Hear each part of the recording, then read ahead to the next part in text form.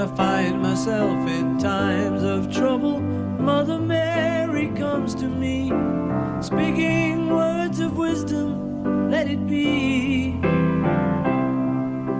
And in my hour of darkness, she is standing right in front of me, speaking words of wisdom, let it be. Let it be, let it be, let it be, let it be.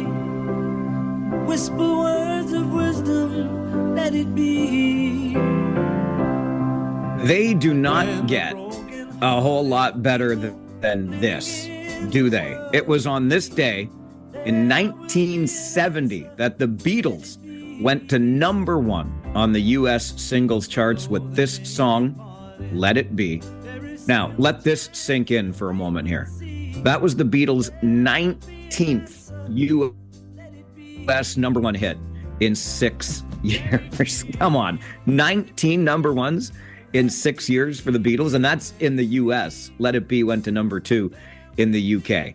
But here's the other thing that surprised me about this. It was only a 2-week run at number 1 for the Beatles with this one on the U.S. singles charts back in 1970 when it charted on this day, April the 11th. Only 2 weeks at number 1. But again, 19 number 1 singles for the Beatles.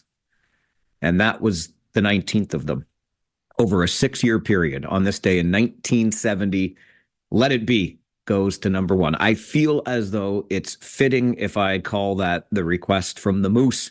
Mikey the Moose Reeves, our bus driver for the Kitchener Rangers, is a massive Beatles fan. He's actually a massive music fan. And since I've been spending so much time with him, why not play a Beatles song as it charted on this day in 1970? And that's a reminder to you that it's Friday. And even though I'm still working from the remote studios here in Windsor, it is an all request Friday. So if there's a song you would like to hear even a little bit of, you can drop me an email, mike@570news.com.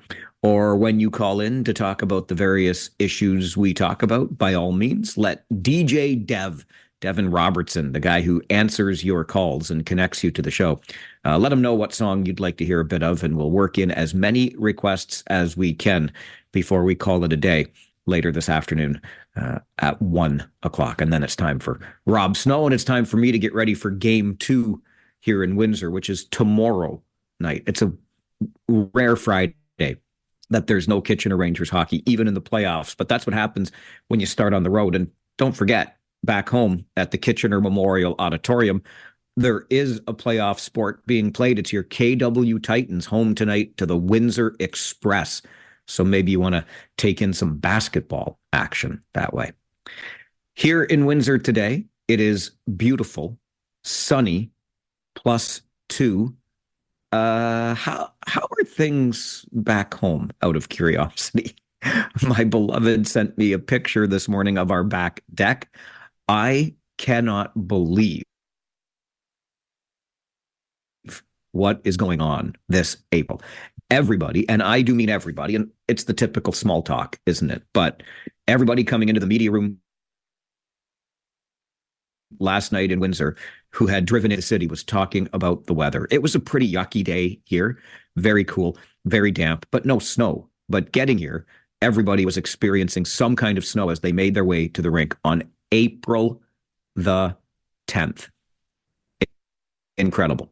And it's about ding dang time, by the way, it changes. Please, like, I feel still like we're at the beginning of winter, not the beginning of spring. This has been some kind of battle between the two seasons. One of the other things that popped up last night, one of our favorite scouts from the Winnipeg Jets, been with them for a long time. We see him in a lot of media rooms. And he also, along with the weather, wanted to talk about Corey Connors. How about the Listowel boy right there near the top of the leaderboard after the first round of the Masters? Let's hope Connors can keep that up through the weekend, as it's the biggest tournament. And our local boy from Listowel has gotten off to a sizzling start in Augusta, Georgia. All right, on this Friday morning, let's get to your Farwell Show 5. It's the final countdown. And number 1 on On this list this morning, an estimated 5,000 people filled an airport hangar in Breslau last evening for a Canada First rally with Conservative leader Pierre Poilievre. During his almost hour-long speech, Poilievre spoke highly of Waterloo Region, saying it is one of the most inventive, innovative, and entrepreneurial areas on the planet. I don't understand the obsession with crowd sizes. I really don't. But anyway, there were about 5,000 people for the rally last night. Number two, Liberal leader Mark Carney suspending his election campaign yet again to put on the prime minister's hat and deal with the fallout of U.S. tariffs. Carney is expected to chair a meeting this morning with his cabinet committee on Canada-U.S. relations and national security. U.S. President Donald Trump abruptly reversed course on his trade war Wednesday by pausing his so-called reciprocal tariffs for 90 days, keeping in place a universal 10% tariff, as well as 25% duties on steel, aluminum, and automobile imports to the United States. U.S. tariffs on Canada have not changed. Number three, on your Farwell Show 5 this morning, Kitchener councillors will consider banning the sale of fireworks in the city at an upcoming meeting. Staff recommending the move in the wake of a growing number of fireworks-related complaints and safety concerns. Pending council's approval, a sales ban would begin in 2026.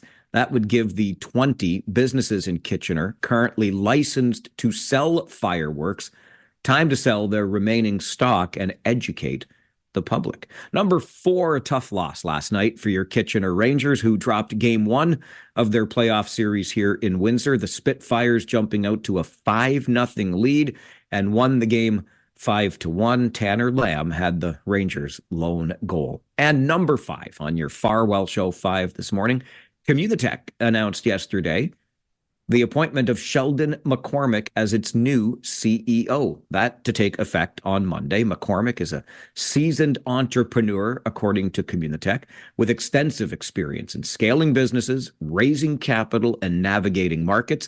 With a strong founder-first mindset, McCormick is set to build on Communitech's mission to support tech leaders and their teams and strengthen Waterloo Region's innovation ecosystem. And we'll work on getting Sheldon McCormick on the show so you can hear more from him sometime next week. And that is your Farwell Show 5 for this Friday morning. I'll take a break. When we come back, have you heard about the university student neighborhood in Waterloo that is being terrorized? And I do mean terrorized by the geese. Have you encountered one of those geese yet this spring? How about in the past? There has been video footage shared from somebody's doorbell camera or some camera at the house of this goose or these geese literally flying at the people as they walk about the neighborhood trying to get in and out of the house. They are terrified, and the geese are winning. It's a Canada goose. What are we going to do about it? But it made me think about our very own encounters with wildlife. How about it? Was it a goose? Was it something else? Tell us about your wildlife encounter as we start our show together this morning. It's the Mike Farwell Show, 570 News Radio and Rogers TV.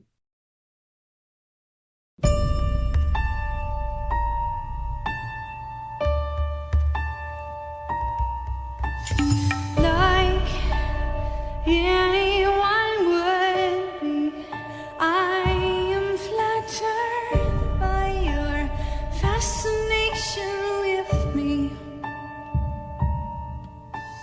Like any hot-blooded woman, I have simply wanted an object to crave.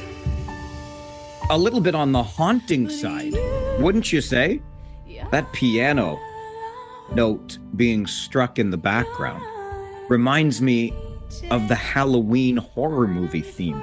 But that's what Marianne wanted to hear on this All Request Friday today. It is Uninvited from Alanis Morissette. Again, if you want to make a request, when you call in to talk to Devin Robertson and be connected to the show, Dev will take down your request. We'll play as many as we can up until 1 today.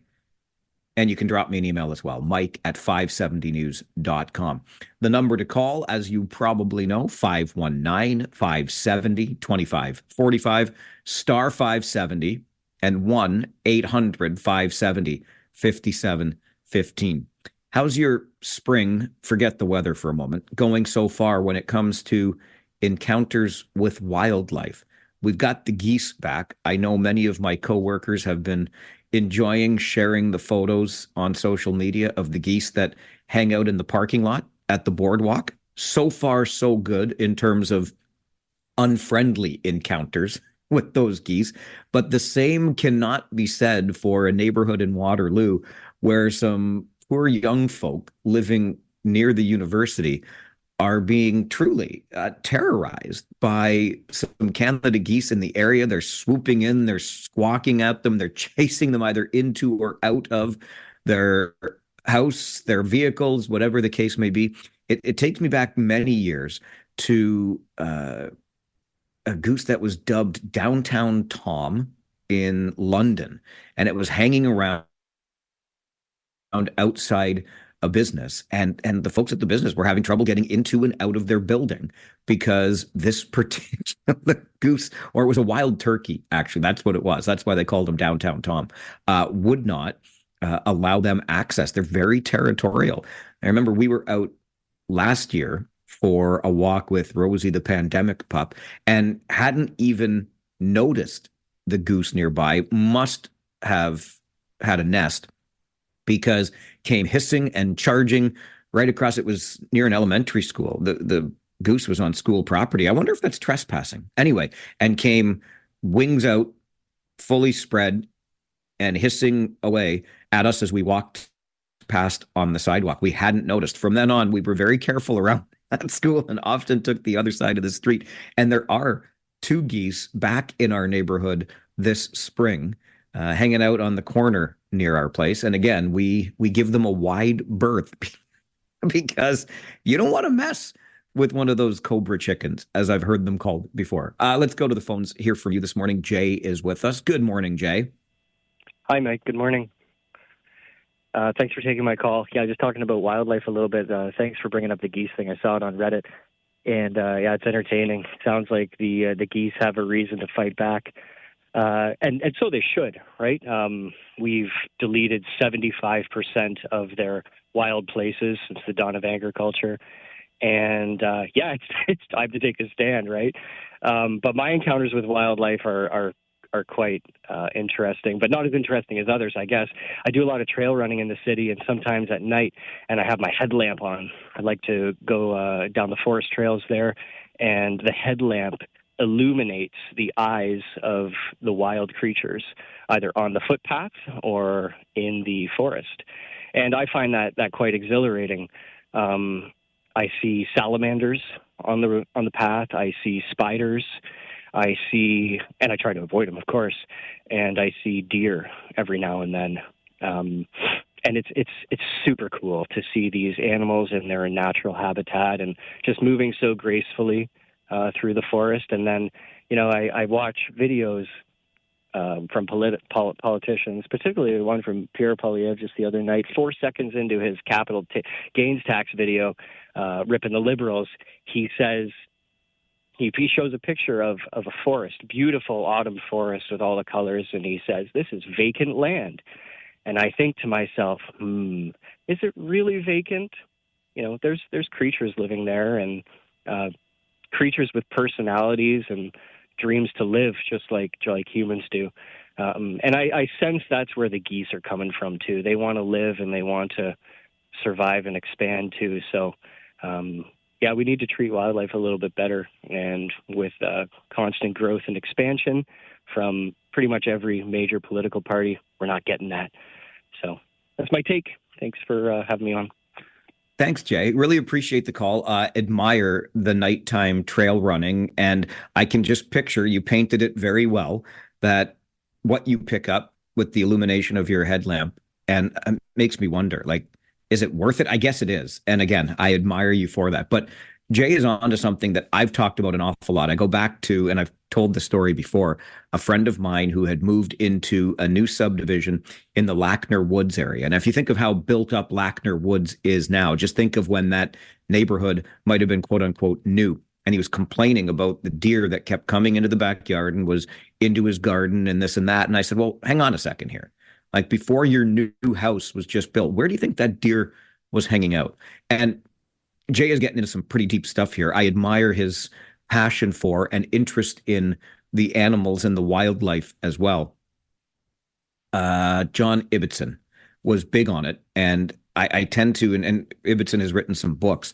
The overpopulation, quite frankly, of the planet. Not only do we have a lot of human beings, but with those human beings comes all of the growth in all of these urban areas. And yeah, before we built, there were other things calling that area home, not us humans. And boy, oh boy, at least in Waterloo, having a little bit of trouble coexisting right now with those wild geese. We'll take a break, come back with more on the Mike Farwell Show this Friday morning, 570 News Radio and Rogers TV. Just ahead of our update in the 570 News Center, let's quickly get back to the phones. Doug is with us this morning. Good morning, Doug. Good morning. Thanks for taking my call. If you leave the falls and go up the Niagara Parkway, the exit after the whirlpool is called Feather in the Glen. I climb down there, and you can get up at a high viewing point, and I step up to this open area, and there is a mother Canada goose on her nest alone. She stands on her feet and opens her wings, and I start calling her down. It's okay, Mama. You're a good mama. It's okay. I'm not going to hurt you. And I started backing up, and I sat down and leaned up against a tree at about her, 3:30, 4 o'clock. She calmed right down, and then all of a sudden she saw something, and she made a sound to let me know something. A few moments later, bustling through some bushes, out comes her mate, who is not the least bit threatened by me. He sits down, puts his head under his wing, and goes to sleep. I sit there for about another 10 minutes. I get up to leave, and neither of them are bothered. I always will remember that story. I love it, Doug. Thanks very much for sharing the story this morning. Doug is our goose whisperer. Hey, best left alone. And as frightening as it can be, remember what Jay talked about earlier. We are essentially in their habitat. They had this space before we built it up. And we have to find ways to peacefully coexist. I love Doug's story. All right, an update from the 570 News Center is coming right up. And then in this time of Trump, how do you deal with the market turmoil? We'll talk about it coming up on the Mike Farwell Show. This is 570 News Radio and Rogers TV.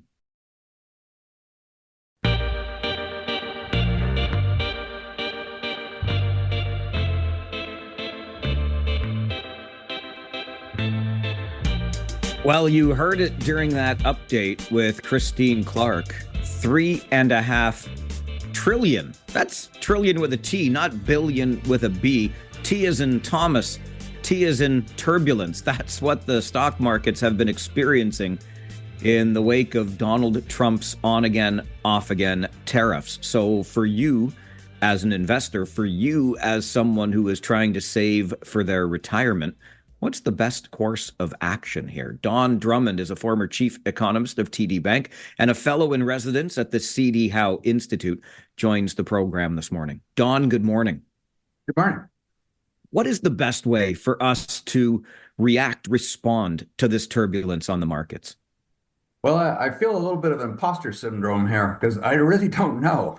And I guess I want to advance the thought that if anybody tells you or your listeners that they do know, ask them again.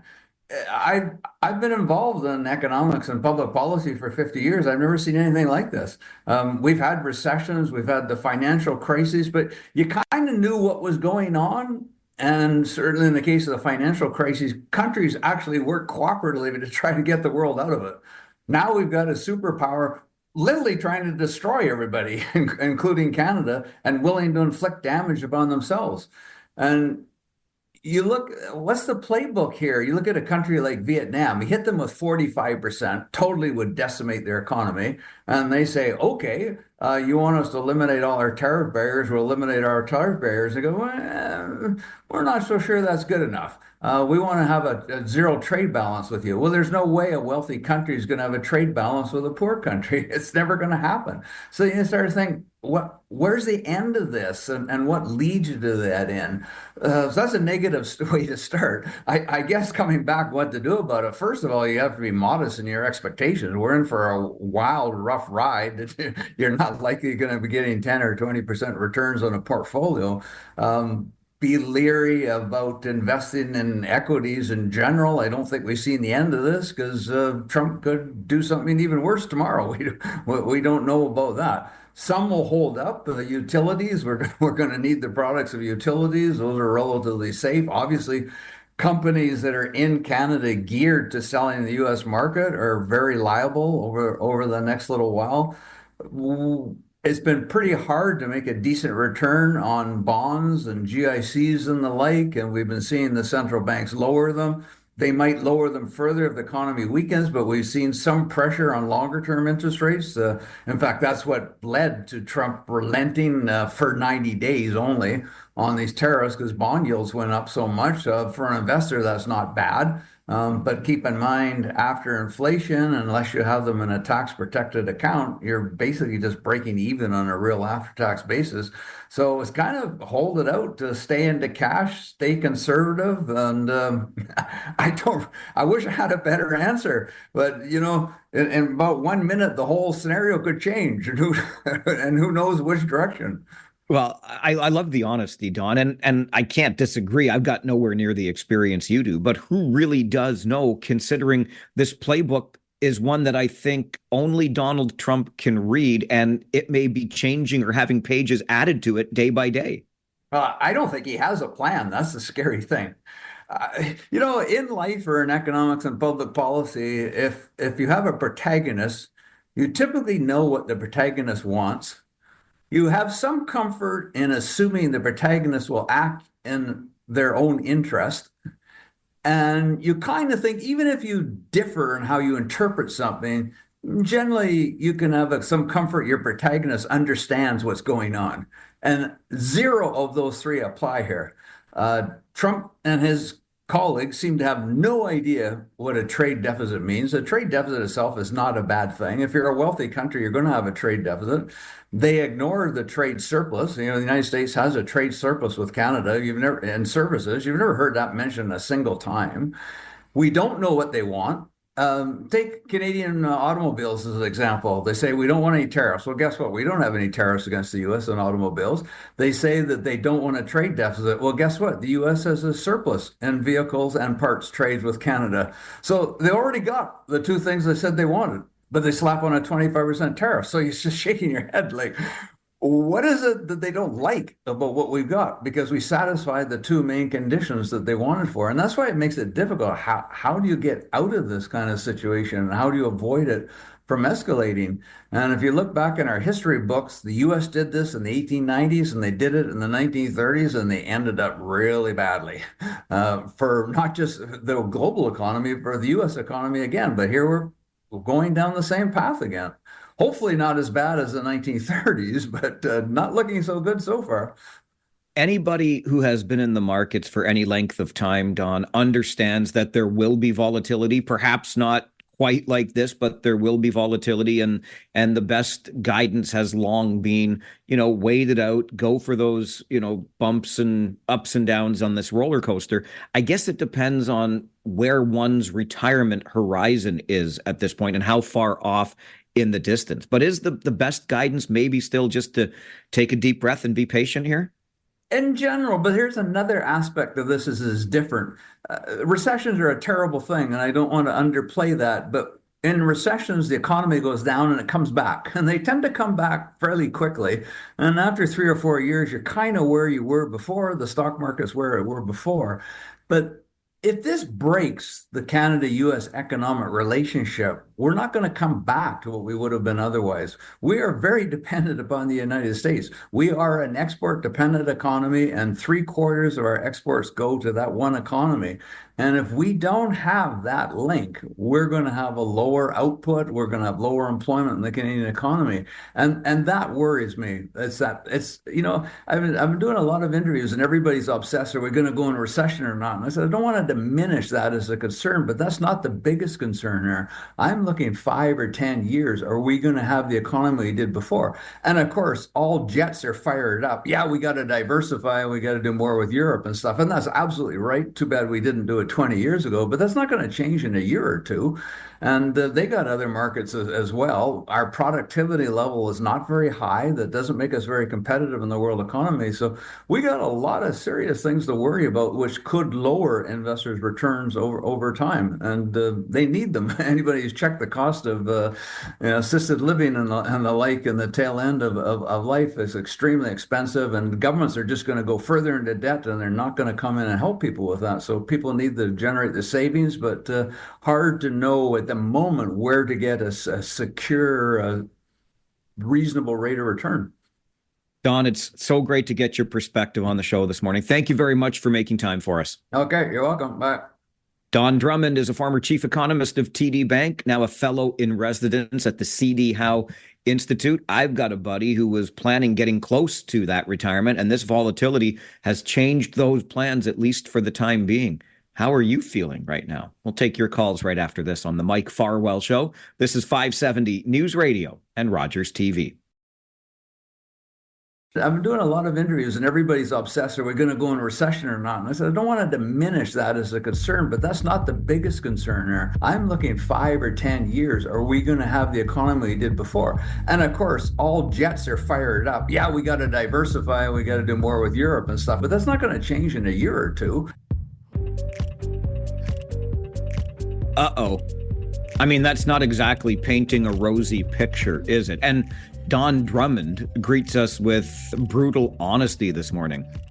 I don't know, and I'm not about to tell anybody that I do know what the best course of action may be with the kind of market volatility we have seen. Don is a former chief economist, of course, at the TD Bank and a fellow in residence right now at the C.D. Howe Institute. He joins us to talk about that. I don't even know that turbulence is the right word.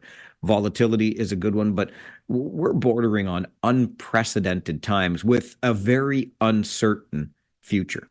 And I wonder how you're feeling financially, if it's not too personal a question, of course, because I remember you're not supposed to talk about religion or politics. You're never supposed to ask somebody how much they're making. I don't want to know that directly. I don't need to know the amounts up or down, but how are you feeling when it comes to what is going on currently in the economy and perhaps in your retirement savings portfolios? 519-570-2545, star 570, and 1-800-570-5715.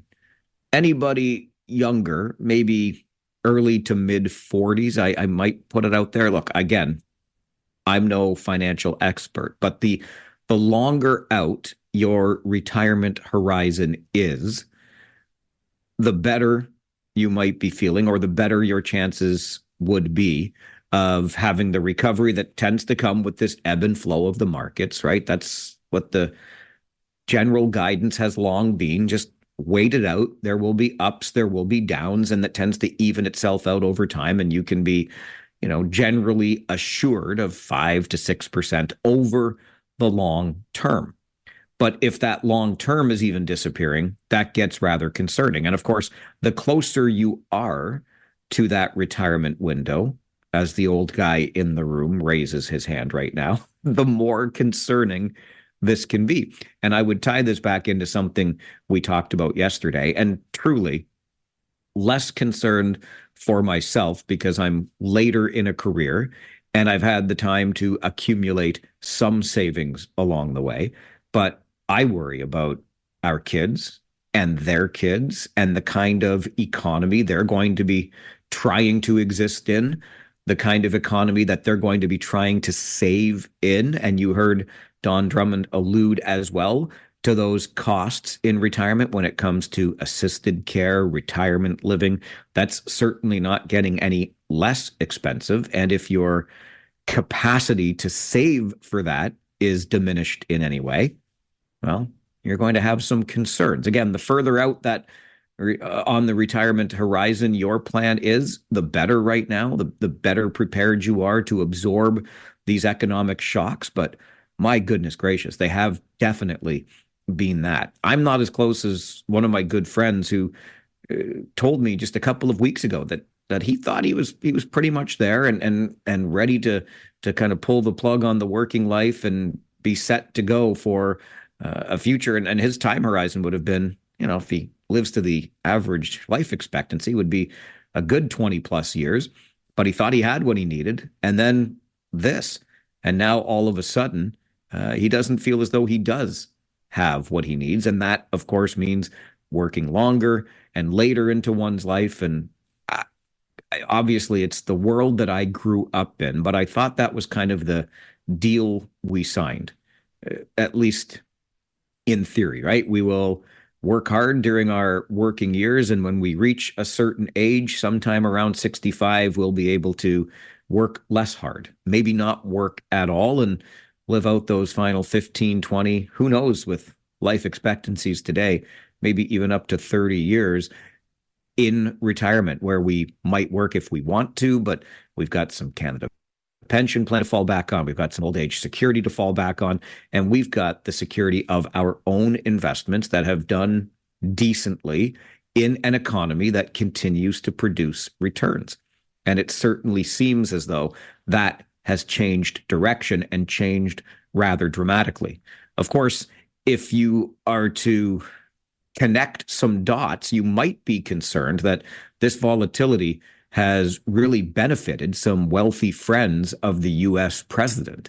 And that is absolutely a concern. Nobody has said it directly, but boy, oh boy, that post that went out on Donald Trump's social media platform the other day that said now is a good time to buy, and then the withdrawal of those reciprocal tariffs later that same day, causing the markets to surge, made a lot of people a lot of money if they had timed it appropriately. We'll be talking about that with our Friday 4 roundtable today between 11 and noon, because surely the president himself didn't manipulate the market, right? We'll take your calls right after this on the Mike Farwell Show. This is 570 News Radio and Rogers TV.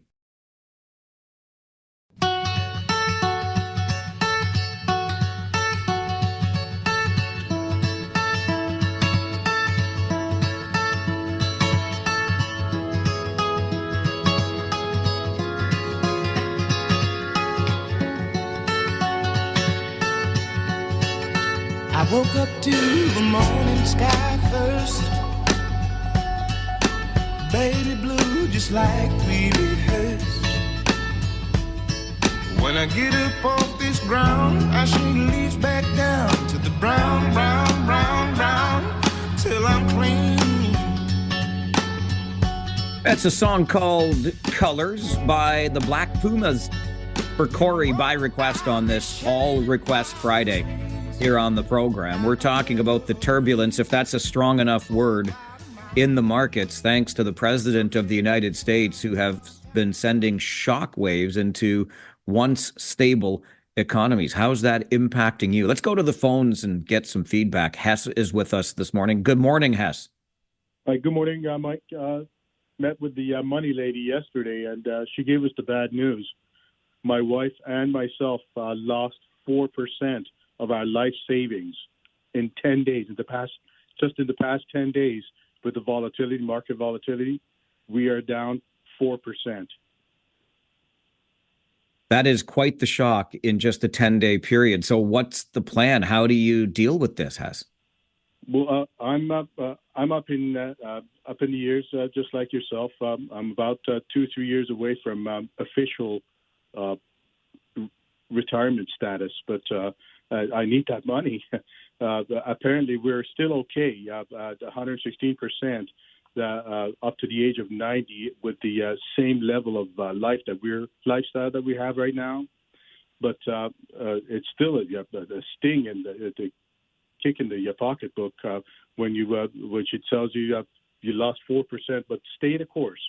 The long term is rosy, but at the moment you can't help but to wonder what's going on. Yeah, you and me both, Hess. Appreciate you sharing the story. Hang in there, and thanks for joining the show today. 4% in 10 days. Imagine. Now, on the bright side, Hess says the numbers still work out, and he's got maybe a few more years of savings ahead of me in this. He says he's, just a few years from that retirement window, but this is the challenge. And again, I'm not in any way an expert, but the advice has long been just wait out the volatility. We just have to see what kind of economy is on the other side of this, as our guest, Don Drummond, the former chief economist with TD Bank, told us earlier this half hour. All right, it's coming up on time to get you to the news center for an update.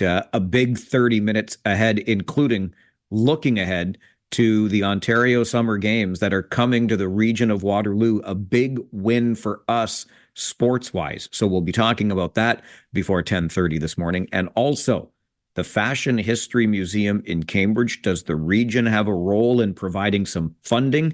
And speaking of Cambridge, are we shortchanging that city on transit? We talk about that next on the Mike Farwell Show, 570 News Radio and Rogers.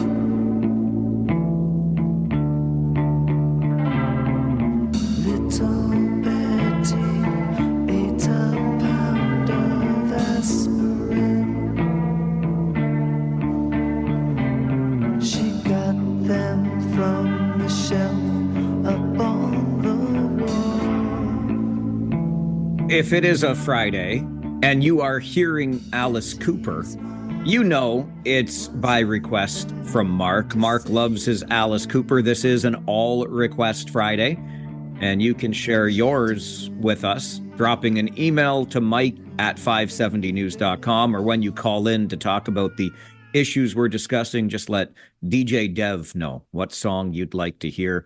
That one for Mark on this all request Friday on the program. All kinds of things going on in Cambridge, one around transit, the other around the Fashion History Museum. And to talk all things Cambridge, who better to discuss them with than Regional Councillor Doug Craig, who represents the City of Cambridge on Regional Council. And Mr. Craig, it's been far too long. Good morning to you, sir. Oh, good morning. Let's begin with the Fashion History Museum and the motion you brought before Regional Council to try to find maybe a new home for this museum. Why is that important to you? Well, I think it's important because the arts are important. And I think it's an aspect of our community that we need to promote, like we do with sports teams and arenas and pools and everything else. And I think it's very important that we emphasize that. So I brought the motion forward. I said to council, I'm not asking you to commit to anything, but let's look into what we can do in terms of putting the museum with another group or with any space we have, that sort of thing. So they'll come back at some time, and we'll hear what are the possibilities. You would know, of course, very well since your time in municipal politics that the Fashion History Museum has a long history in the city of Cambridge. Why should it become a regional responsibility as opposed to just a municipal responsibility for Cambridge? Well, the arts are a regional responsibility in so many respects. I mean, we have Dune Pioneer, we have the Ken Sealing Museum, things like that. So it's only an add-on. And it is a wonderful collection that has a national impact and an international reach. And it's something I would like to see anywhere in the region in terms of supporting the arts community. Do you have any idea? I know this is going to prompt a report for staff to kind of look into options here, but you mentioned the Ken Sealing Museum as an example. Do you think that might be a spot that the Fashion History Museum could be housed, at least, sharing some space there? That's always a possibility. The museum in downtown Kitchener, I believe they have an empty third floor. That could possibly be. But I don't want to jump ahead of staff in terms of trying to determine what might be possible. We need some expertise. We have that on our staff at the region, and I'm looking forward to their report. One of the other things that is an issue for the city of Cambridge, and both you and Councillor Wolf on Regional Councillor, Doug, have been vocal about this, Grand River Transit kind of forecasting its next decade, and you and Councillor Wolf together seem to be saying, okay, but is Cambridge getting enough love here, to, if you'll forgive the turn of phrase? Do you think Cambridge is being shortchanged on transit? Of course we are. I mean, we don't have an LRT. And we don't have a GO train, and we're paying for the LRT in KW, and we're wondering when is ours going to come to the city of Cambridge? I mean, this has been going on for a decade now, and I think what the people of Cambridge want is they want a reasonable timeline, and they also want to know for sure that it's going to come, not a hybrid system that is now being put out there by regional staff. That hybrid system being a system of rapid buses to support the trains, right? Yeah, that's correct. Yeah. And people need to know this. I mean, we just keep talking about it. We're looking at reports all the time. And I want some definite timelines. And I want to know how the $4.5 billion is going to be provided, whether it's coming from federal and regional or provincial or what's going to happen. But we need to know these things, and we're not hearing it. Like I said, Mike, we don't have access to LRT. We don't have access to GO train to Toronto. And I think it should be the number one priority in the region. Do you support light rail transit phase 2 into Cambridge? Complete rail. Forget the hybrid system that we just talked about. Yeah. Do you support light rail for Cambridge? Of course I do. But I'm becoming more and more, I guess, almost despondent that this is ever going to happen because of the continuing, length of time. When you look at the first stage and how all the politicians in the region at the federal, provincial level, at the city levels, supported it, and we're on track, and within a few years had the monies in place and the LRT proposed and designed. This is not happening in Cambridge at all. Do you think the $4.5 billion price tag might be a reason for that? That's pretty significant. Well, I know it's pretty significant, but I mean, if that is an issue that's going to unravel the whole thing, then I think tell people and tell them now. Okay, let them know what's going on. I think that's what people want. Want to know, the people of Cambridge want to know what is happening, when it's going to happen. What is your top transit priority for Cambridge, Doug? For me, I think one of the top things right now, I think, would be access on the GO train to the GTA. I mean, we had this lined up in 2010 from Milton to Cambridge, and that was blocked by the region. I had a feeling you might mention that GO train because I know from talking to you from your time as mayor of Cambridge that you've long been on this. You say it was blocked by the region. Why? For what reason? They didn't want to support it at the time. They didn't want it to be a bedroom city of Toronto. Is there more optimism now with that connection to Guelph on the GO train? Well, let me be clear about the Guelph suggestion. That came from Cambridge City Council. It didn't come from the region. We had to push the region to look at it. And so here we are. Is there optimism? Well, I have to wait and see what the reports have to say. But I think if I hear from some of our local, politicians in provincial parliament, there's not a lot of optimism that's going to be high on the list. Doug, as always, I appreciate your time on the show. Thank you very much for joining us this morning. Take care now. You too. Doug Craig, regional councillor who represents Cambridge and as passionate about Cambridge as anybody who has represented the city, either municipally as the mayor or on regional council now, as long as Doug has. And you may recall, I'm old enough to remember me, making somewhat light of this idea that Cambridge has long maintained, and you heard Doug talk about it again. We don't want to pay for Kitchener and Waterloo's LRT. And I was very adamant that, hey, all for one and one for all. And then I joked, I was somewhat mocking that when phase 2 of LRT is built, I'm going to be there in Cambridge holding up my sign saying I'm from Kitchener and I don't want to pay for Cambridge's LRT. But through the lens of history and all the time this has taken, my pendulum is swinging Cambridge's way here, and to Doug Craig's point of view, which he has maintained since the beginning. And I'm less opposed to it now than I was then, because this is taking an awfully long time, right? Kitchener and Waterloo have been enjoying phase 1, all the development that comes with it, and we are just stutter stepping our way towards phase 2. And oh yeah, by the way, how about 4.5 billion with a B dollars to get it done? How feasible will that ever be? Which government at any level is going to have the appetite for that?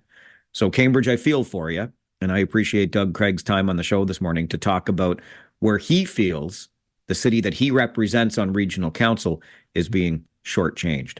The entire region will benefit. We know this, right? With the Ontario Summer Games that are coming here. We'll talk about it coming up on the Mike Farwell Show. This is 570 News Radio and Rogers TV.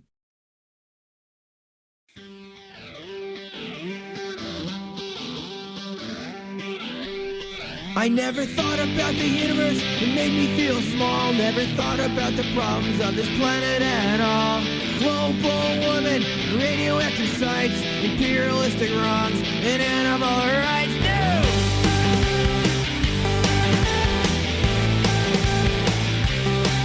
That's a little bit of NoFX and Franco Un-American for Andrew on this All Request Friday here on the program. Andrew sent it, I think it was Wednesday, might have been as early as Tuesday. He said it's already been one of those weeks. And that's why he wanted to hear this song on our All Request Friday today.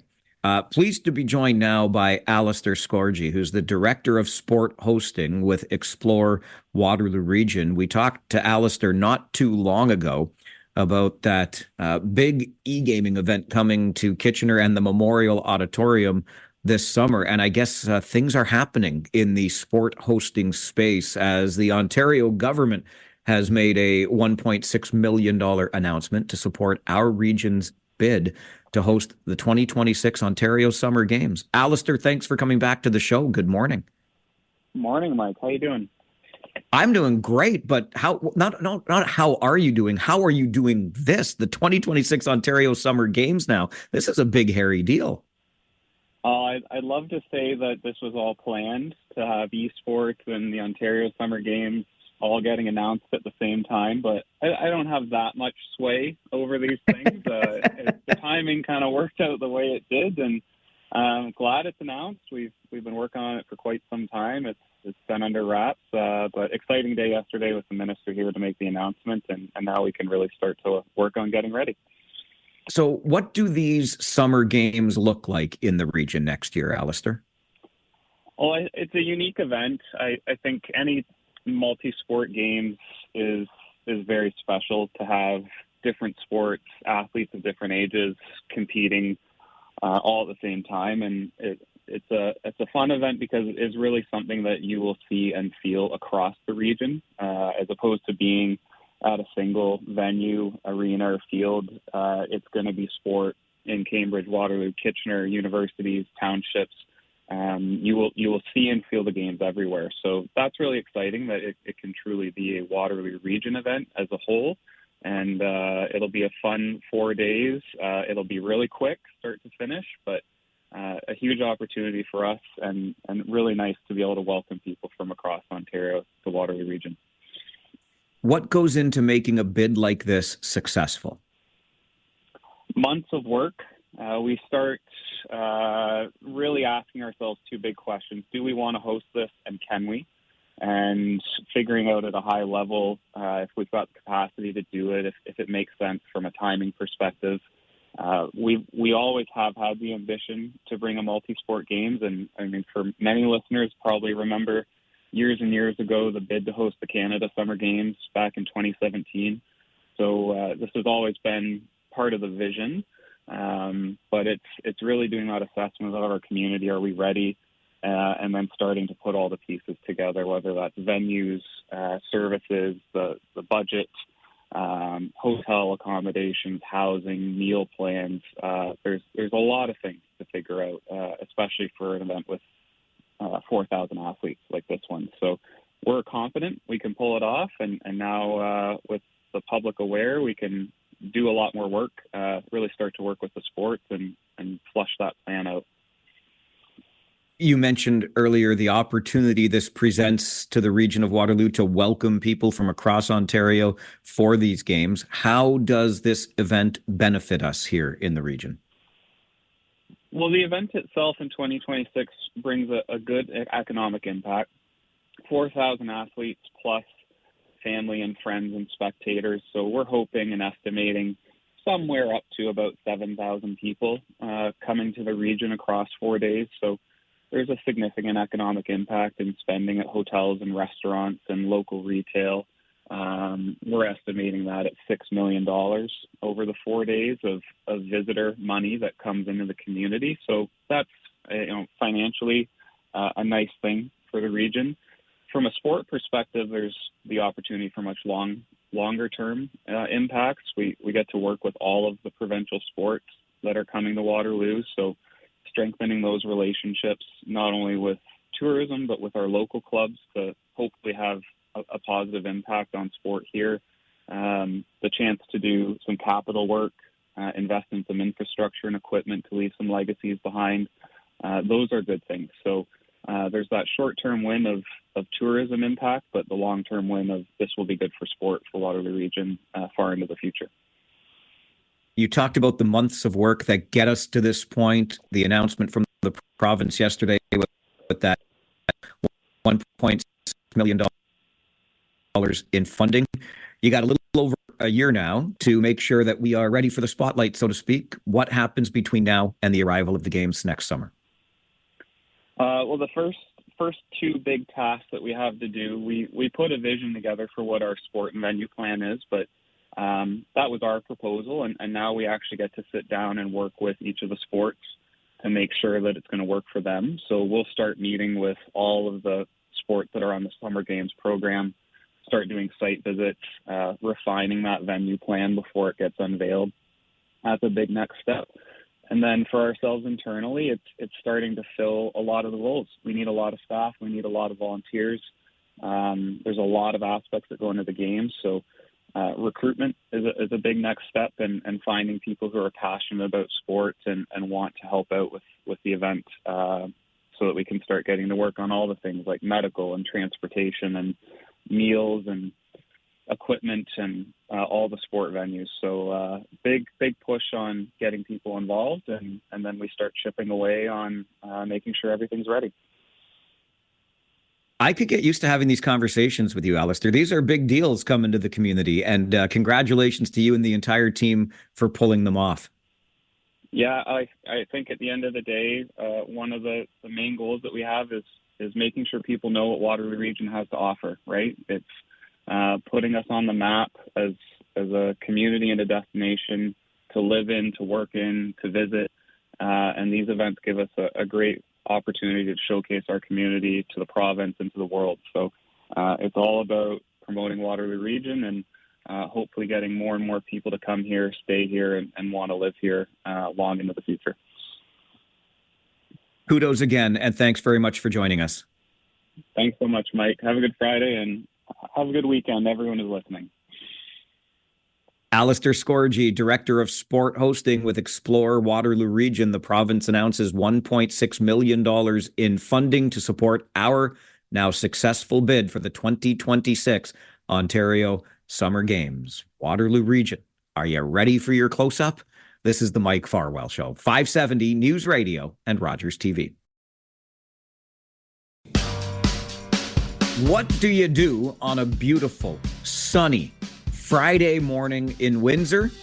You break down what happened to the Kitchener Rangers in Game 1 of their playoff series last night, a 5-1 loss to the Spitfires. Paul Fixter joins the program after this. It's the Mike Farwell Show, 570 News Radio and Rogers TV.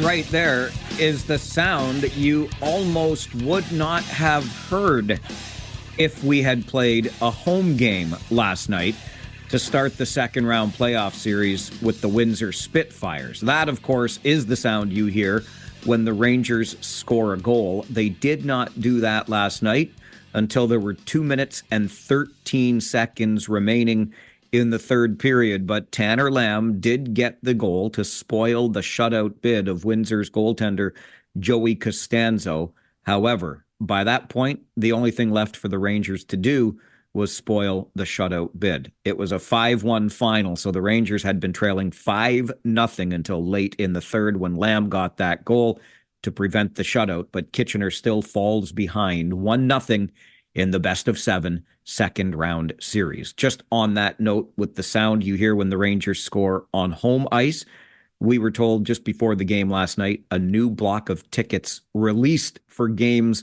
on Monday and Wednesday back at the Memorial Auditorium. So if you had been checking before and thought, oh my gosh, it's sold out already, don't you worry, we got you covered. More than 1,000 tickets released last night. Check them out.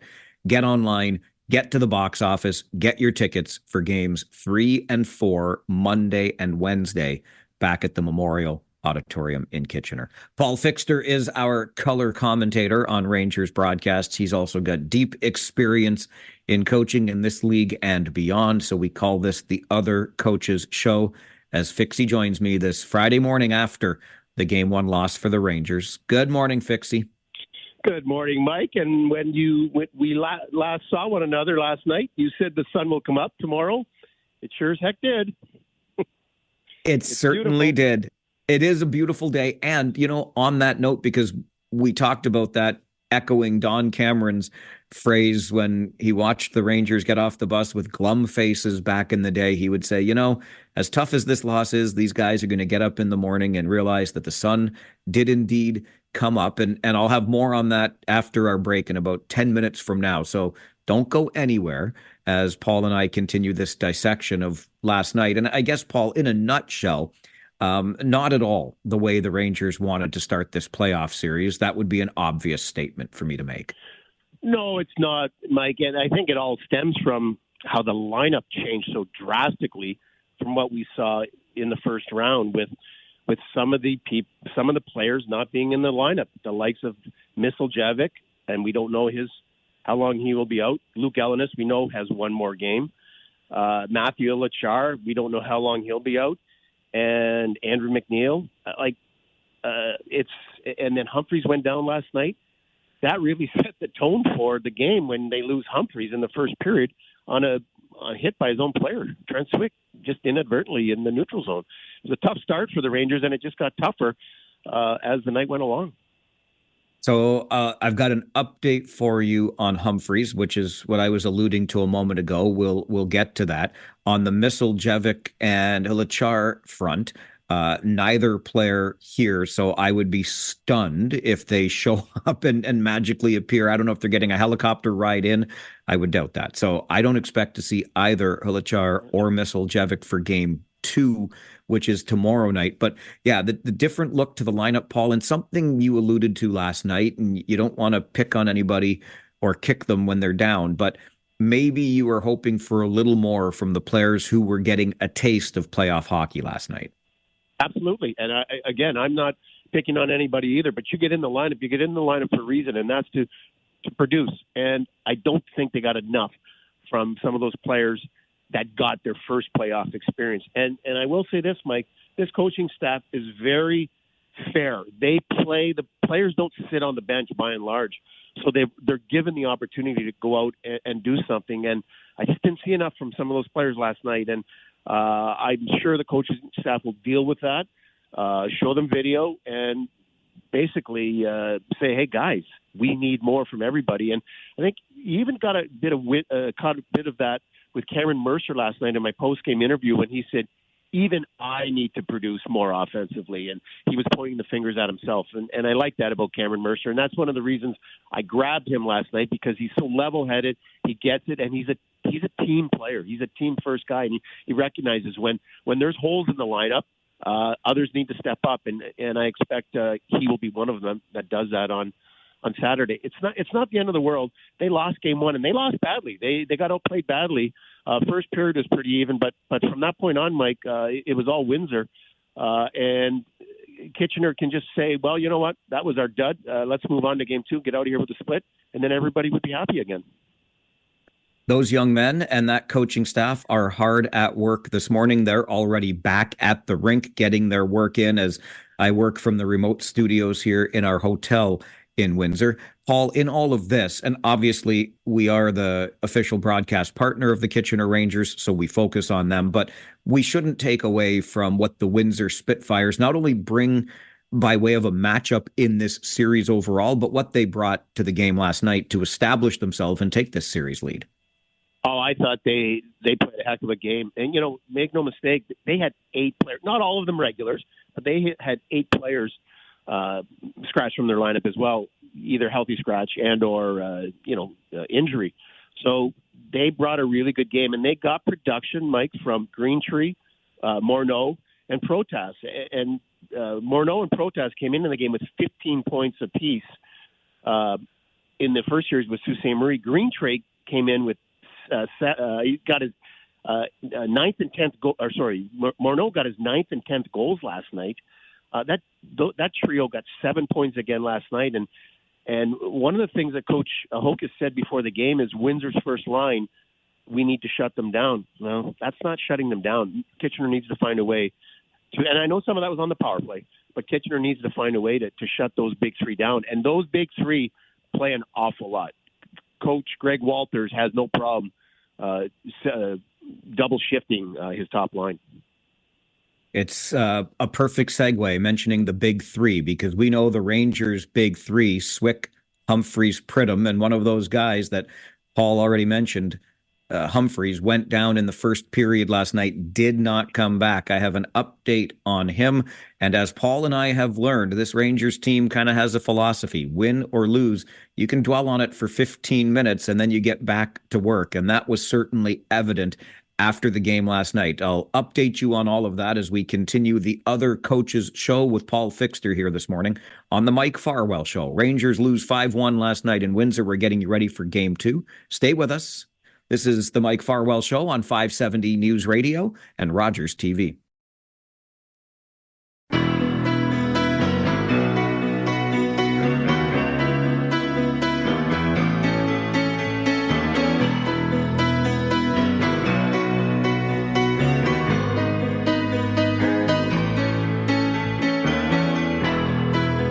Just a small town girl living in a lonely world. She took the midnight train going anywhere. It is an all request Friday here on the program, and the man himself, Paul Fixter, the other coach, our color commentator on Rangers broadcasts, requests Don't Stop Believin' by Journey. Now, Fixie, I'm assuming you mean this as a message to Rangers fans, and you're not just reminiscing about last night, because they do this during the intermission at the WFCU Center. they do play that song. I've always loved that song. It's something I actually believe in, Mike. Like, you always have hope. So, no, this isn't for Windsor. This is for the Ranger fans that, hey, it's one game. We move on and we focus on game 2 and trying to figure out how to get a victory in game 2. Absolutely. So to that end, and I touched on this before the break, Paul, you and I have come to learn from this team, coaching staff right down through the players. You get your 15 minutes, maybe a little bit more after the series win over Flint. You either savor the victory or marinate in the defeat, and then you get back to work and focus on the next game. And I can tell you, when we boarded the bus last night after the game, and it was well after the game because there was work to be done at the arena. So the 15 minutes, in other words, had already passed. But a couple of the first guys onto the bus, Christian Humphreys and Trent Swick, and I don't think I'm telling tales out of school by sharing this with you. Christian Humphreys is no doctor, but had a really nice chat with him. He was in very good spirits, and he said, I'm playing game 2. So that's directly from Christian Humphreys, which gives me hope for that. And then Trent Swick following behind was kind of making light of it. He said, it was me that injured him. I said, "Oh, I know, Trent. We saw it very clearly." We're And then well aware of that. Swick said, "I'm gonna." Exactly. As Swick said, you know what? I'm going to knock him in the head again so that he's ready for game 2. So both Swick, the initiator of the contact, and Humphreys himself said Humphreys will be back for game 2, which means we can enjoy watching Swick, Humphreys, and Pridham together tomorrow night. He caught him up high, in the mouth area. I know his lip was big. And, Mike, it just reminds me of a quick story way back when, and I forget which player it was, but the Edmonton Oilers got a shot in the head, and Glenn Sather, the coach, went down and said to the trainer, what's going on? And the trainer says, he took a bad shot. He doesn't know who he is. Glenn Sather says to the athletic therapist, tell him he's Wayne Gretzky. Well, we'll tell Christian Humphreys he's Christian Humphreys and remind him how important he is to that top line. But he was in good spirits, and he was even laughing about it along with Trent Swick. So I think they had taken their 15 minutes and they're ready to get back to work. Yeah, that's good to hear. That's great news. So when we look ahead now, what about 36 hours from now, Paul? That'll basically bring us to the end of game 2 tomorrow night. But what are you looking for from the Kitchener Rangers when we get back on the ice at the WFCU Center tomorrow night? I think they need to spend a lot more time in the offensive zone. One of the things that the coach said before the game is they wanted to get pucks deep. They were able to get pucks deep, but they didn't establish the forecheck. When you establish the forecheck, it allows you to spend more time in the offensive zone. Kitchener didn't spend enough time, hence they only got the one goal, and it was on a power play. They need to spend more time in the offensive zone. They need to generate more shots. 19 shots isn't enough, especially against a good goaltender. And they only got 4 in the third period, Mike, so they need to generate a lot more offense. And they, Coach talks about defending well. That's always been a staple for the Rangers. Offensively, they need to find their rhythm a little bit better. Having Humphreys back with Swick and Pridham will certainly help that cause, no question about it. They need more from others. We've talked about the depth of this hockey club all season. Now the depth has to come through. The other thing, Mike, and this is crucial, they took 5 penalties last night. One was a double minor to Carson Campbell for high sticking.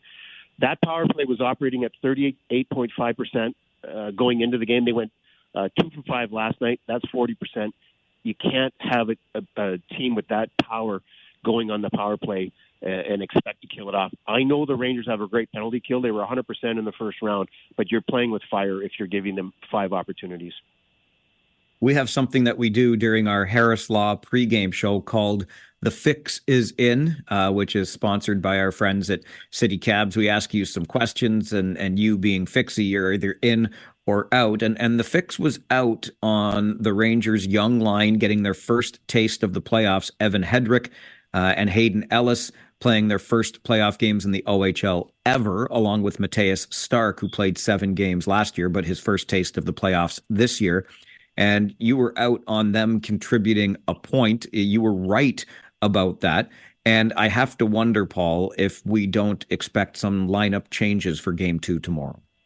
Oh, I would think we would, Mike. That line didn't generate much. Matthias Stark hasn't played much this season, so it's really like, he's just getting his feet wet. I think Hedrick and Ellis were, eyes wide open, and you go into a second round of the playoffs. I don't know the status of some players. I do know Jack LaBrache is a healthy scratch. Who knows, Mike? Maybe he could go in. Alex Bilecki is a tremendous skater. Maybe he can play left wing. We saw Matthias Stark play defense last year and do very effective. Maybe Bilecki, with all the extra bodies they have in defense, maybe he goes up to forward. I don't know what the changes are going to be, but you said the coaches are hard at work. That'll be one thing that they will certainly be addressing today to figure out the best combination of lines to get through this tough Windsor team. I will definitely keep my eyes and ears open and see what kind of dirt I can dig up over the course of the day today when I'm done with this show and we all get back together over a team lunch later this afternoon. Before I let you go, Fixie, we started this by you talking about how beautiful a day it is. It's so nice to see the sunshine. Still too ding-dang cold for my liking, but I know you're going to be enjoying some of the Masters today. You love your golf. How about our Corey Connors from Listowel? Yeah, that's so exciting, Mike. I did pick him in my pool. Unfortunately, the other 2 guys I have aren't showing that well, so I don't think I have much of a chance. but I'd love to see Corey Connors play. And, you talked about yesterday when we were sitting around the scouts table, what Corey did with those young boys from University of Guelph. Class guy, class act, and just goes to show that Canada is a class nation. It certainly is that. Fixie, thanks for making time for the show this morning. We're getting ready for Game 2 tomorrow night, and you'll be a part of that broadcast then. Thanks for this morning.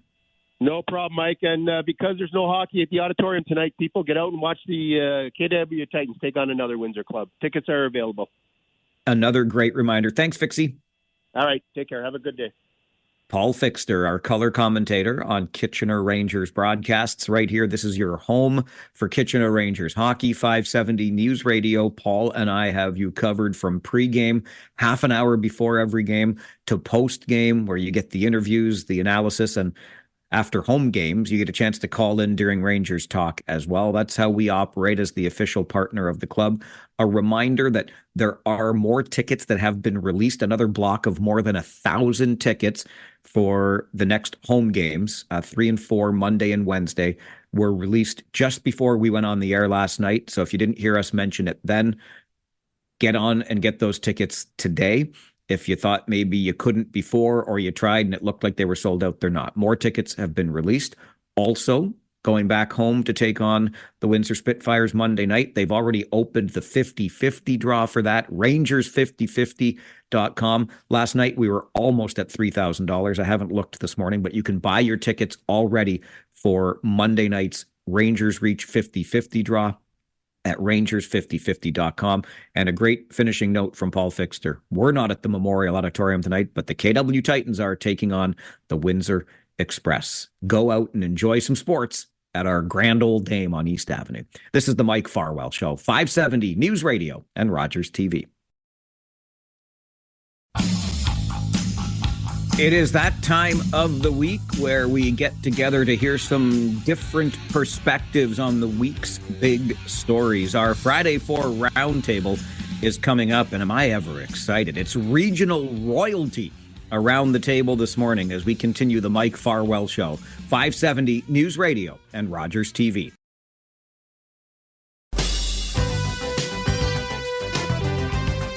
Well, as I said before that update with Matt Hutchison, we have assembled some regional royalty for the Friday 4 roundtable today. Am I ever looking forward to this? I'll just sit back, throw up the questions, and let our 3 panelists knock them out of the park. To provide their perspective on the big stories of the week, we are joined by Jane Mitchell, a former regional councillor representing Waterloo. Jane, good morning.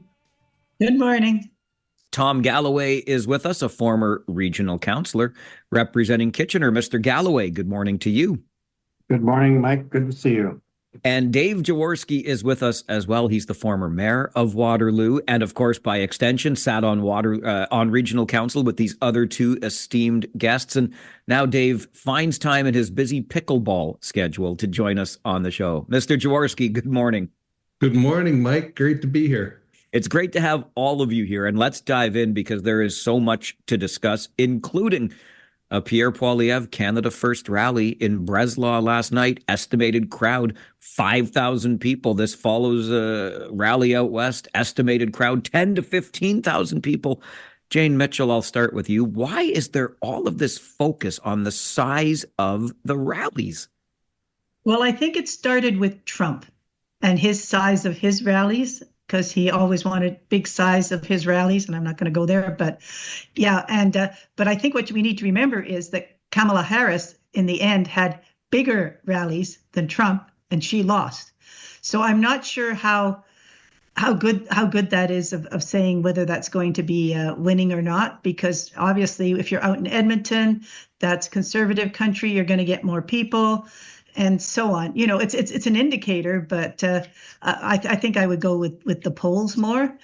My only concern is that we really have to be careful with polls, with any of this.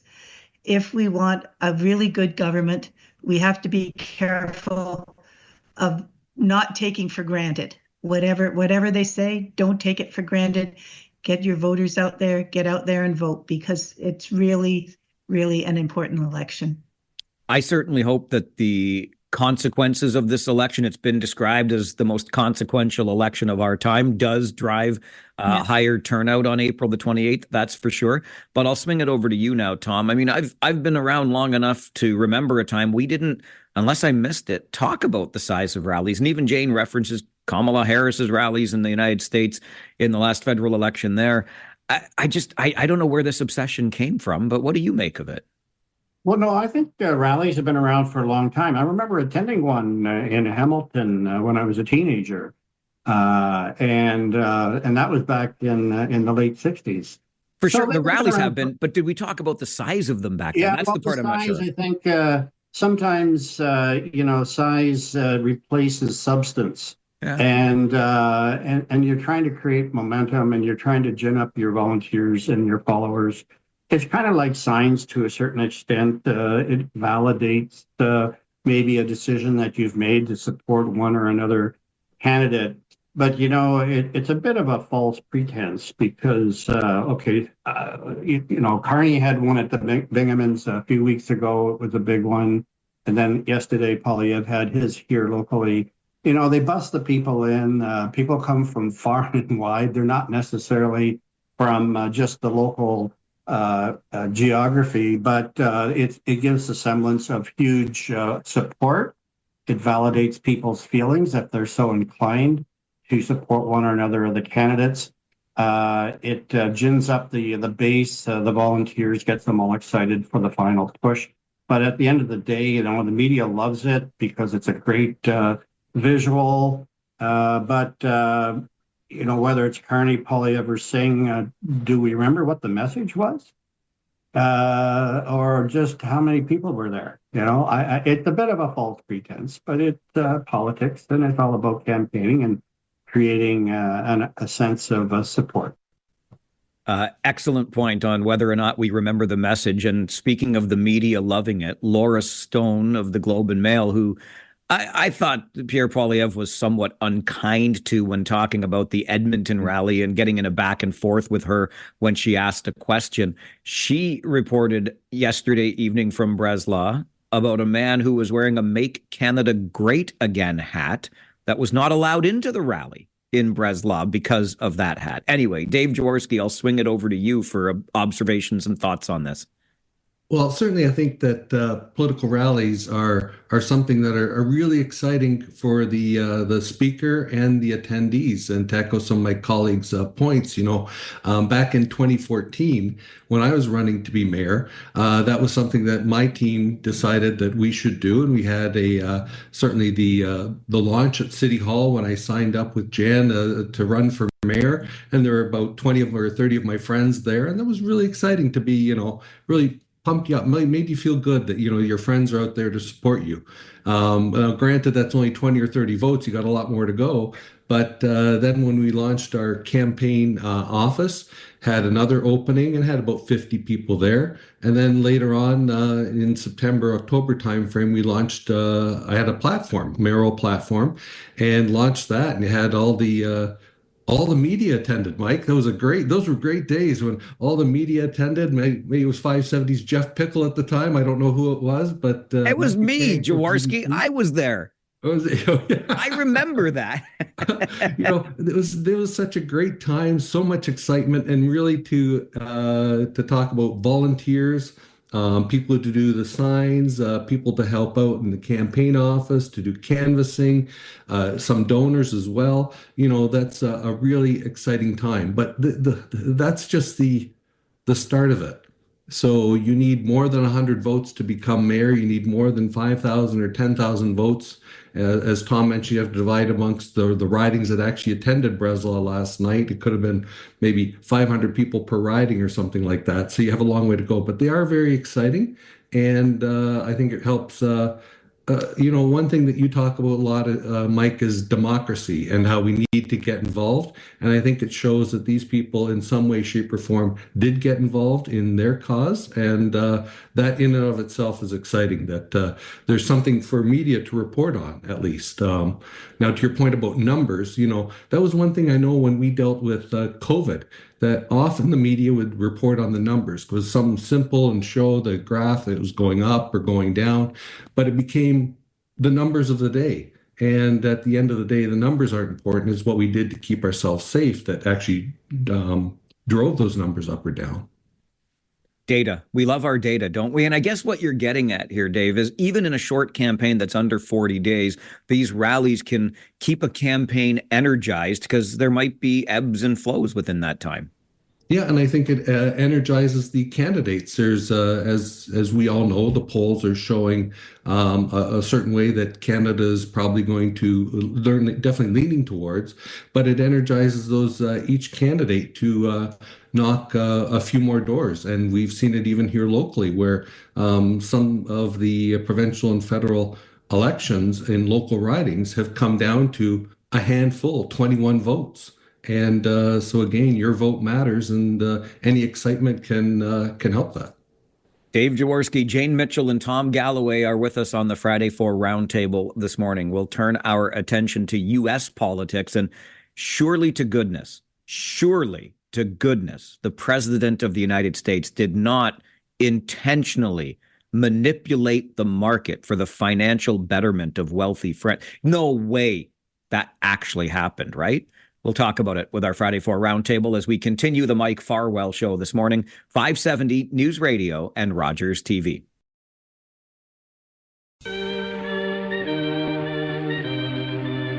And with us round the table this morning, Jane Mitchell, Tom Galloway, Dave Jaworski, all together served on our regional council in our recent history. We've talked about the political rallies on this side of the border as we head up to the April 28th election day.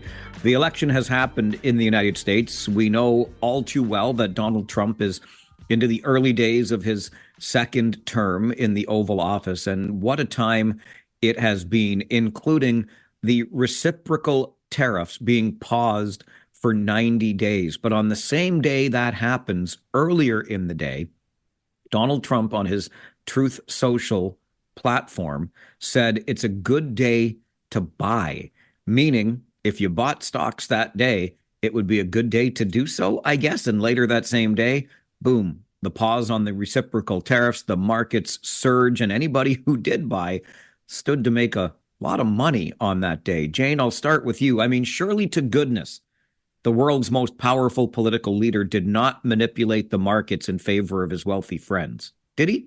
Couldn't have happened. Oh, I don't know as he had to, because it's very with the way it goes down. They're all buying, they're all buying low, and then they know that the tariffs are going to change. I mean, it was very unwise of him to say that, but then on the other hand, they used to talk about Ronald Reagan being the Teflon president.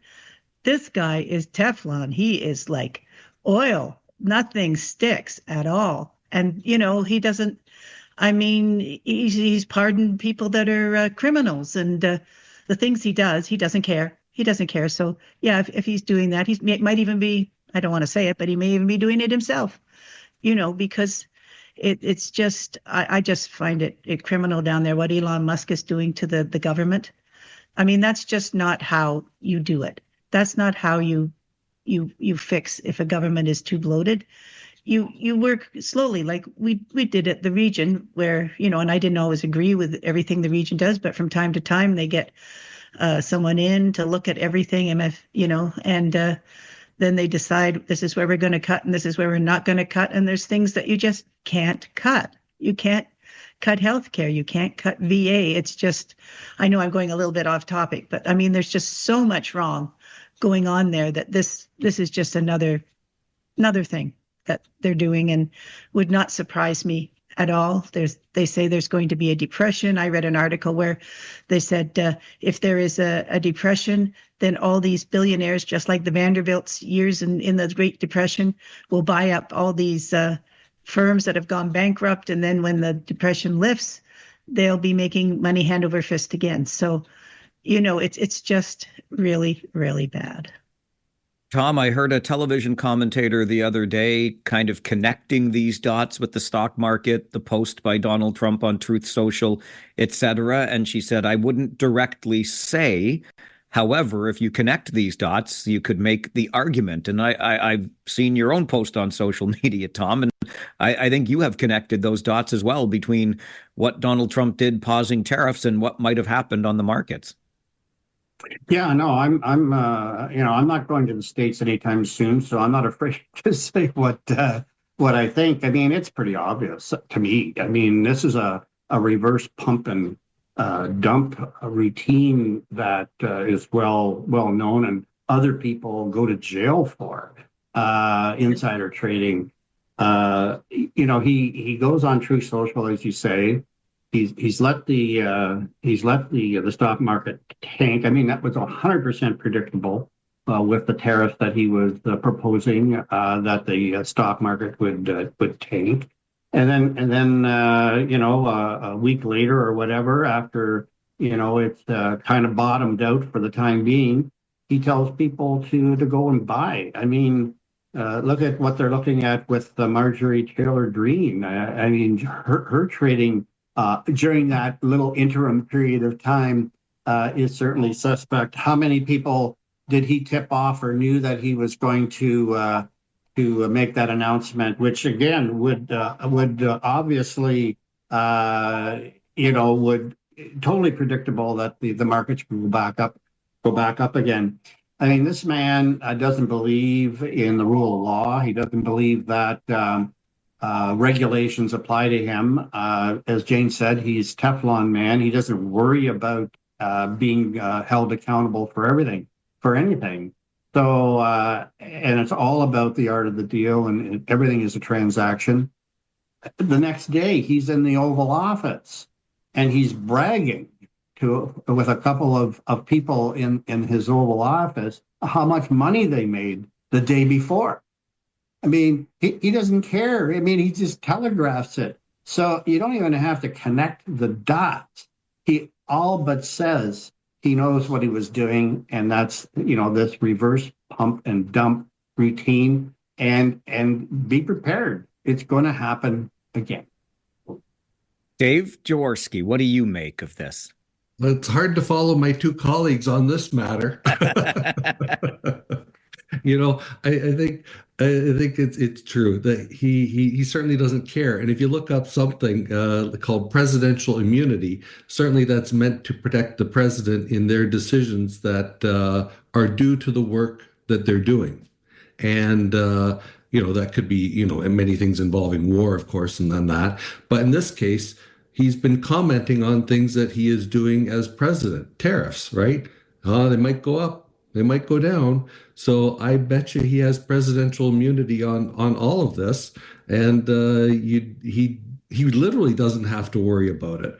So I think that eventually the market he'll want it to go up. And so sometime, you had Don Drummond on, an expert who you should be speaking on this topic. You had him on at 9:30, one of Canada's most respected economists. And, even Don was saying, we don't know which way things will go. But I would say that over the next 3, 6, 9, 12, or 18 months, probably 18's on the long end, 15 probably, that the market is going to go up in advance of the midterm elections. And so, I think that that's something that's certainly in the thoughts of many investors. It hasn't turned out the way many investors thought it would be. Everybody thought it'd be straight up after the election, and nothing could be further from the truth. But certainly a lot of hardship is coming to people in America with respect to the China-US relations. And I think that will be a big problem that has yet to be decided how that will go. But to your point, Mike, he doesn't care about this. So there you go. It was great to get Don Drummond's perspective on the show earlier today, Dave. I don't know about you, though. He didn't exactly inspire me with confidence. I don't know what to do. I don't know what to make of this. We're living in unprecedented times here. Yeah, he's certainly a good economist, so you should listen to what he said. Absolutely. Dave Jaworski, Jane Mitchell, Tom Galloway with us on the Friday 4 Roundtable this morning as we continue here on the Mike Farwell Show, 570 News Radio and Rogers TV.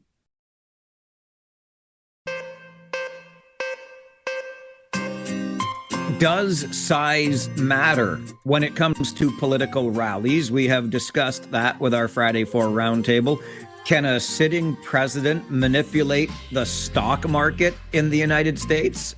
It's certainly plausible at this point. We've talked about that with our Friday 4 roundtable as well. Now it's time to get a little bit more local. The cracks have begun to appear in the speed camera consensus, and a CTS site no longer funded by the province. Does the region have any role in keeping this open? Tom Galloway, Dave Jaworski, Jane Mitchell with us on the Friday 4 roundtable, and we'll get into those local stories as we continue on the Mike Farwell Show, 570 News Radio and Roger.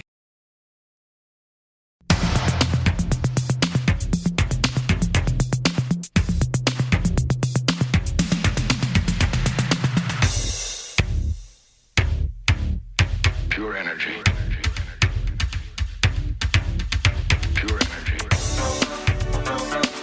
Well, you know what happens on Friday. We have our Friday 4 roundtable and we take your requests. And Ron wanted to hear a little of the Information Society. So there you have it here on your All Request Friday in the midst of our Friday 4 roundtable. It's like worlds colliding, and we've got some regional royalty colliding on this roundtable today. Each and every guest, a former regional councillor, in Tom Galloway's case, also a school board trustee, a municipal councillor. In Dave Jaworski's case, the mayor of Waterloo, which got him that seat, of course, on regional council.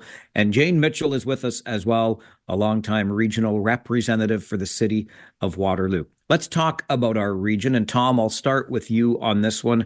Our CTS site in Kitchener has closed. That was by order of the province because it was too close to a daycare center. And now we are getting in its place a heart hub, a homelessness and addiction recovery treatment hub.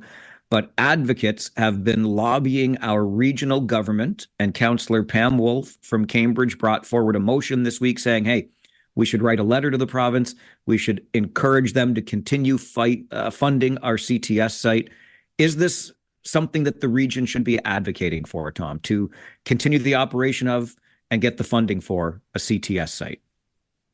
Well, Mike, I'm going to break this down into two pieces. The first is, should the region write a letter or advocate for the continued funding of the CTS site? And you know, that is a bit fraught with problems, because this government has shown in the past that they can turn on you quite quickly.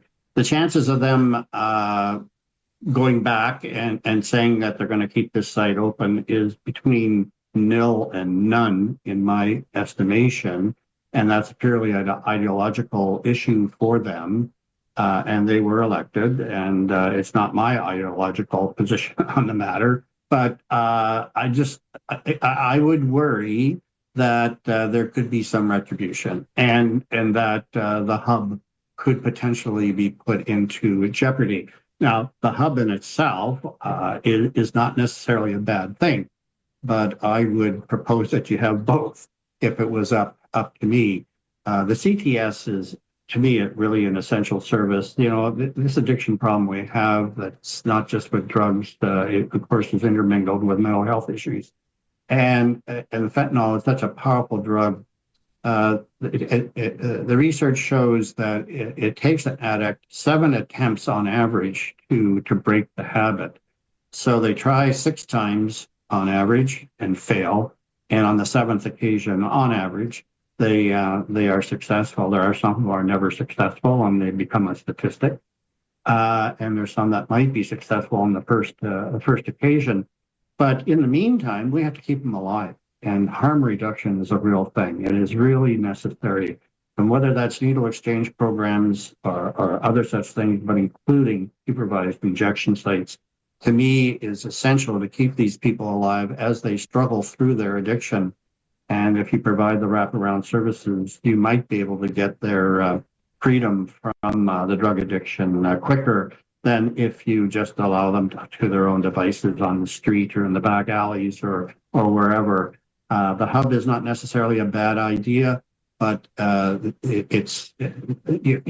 should continue to have the supervised injection sites and have the wraparound services in addition to what they're attempting to do with the house. That pretty much sums up the problem where we find ourselves today. Dave Jaworski, what do you make of this wee bit of a mess we've got ourselves here?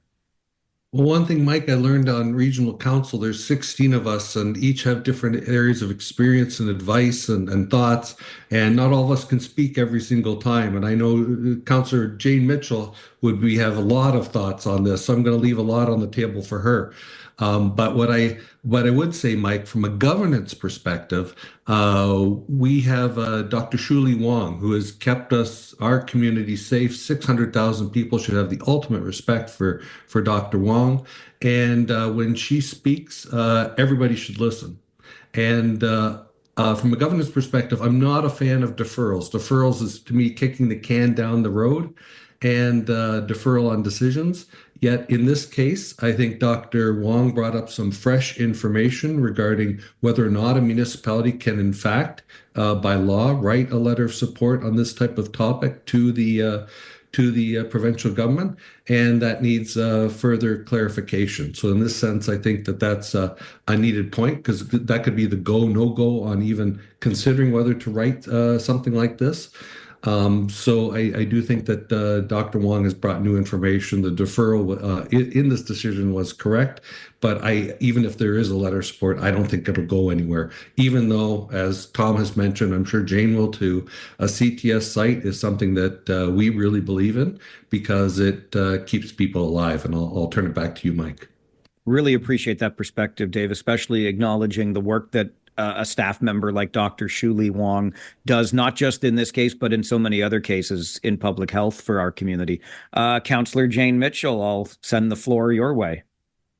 Oh, okay. Well, thank you. I think Tom pretty well outlined why I feel that CTs are really important. And, it's just sad that people feel that someone who's addicted, who is a child, a sibling, a grandchild of people, isn't of any value and doesn't really care whether they live or die. But I think what struck me when I read about this is there's been, and I can't remember one off the hand, but there's been times when, as a counselor, you felt very frustrated because you couldn't do what you wanted to do.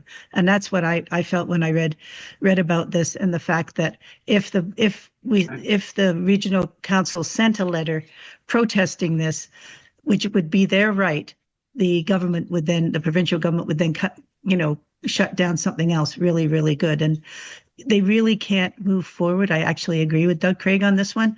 They really can't move forward on a letter, which probably won't do anything anyway.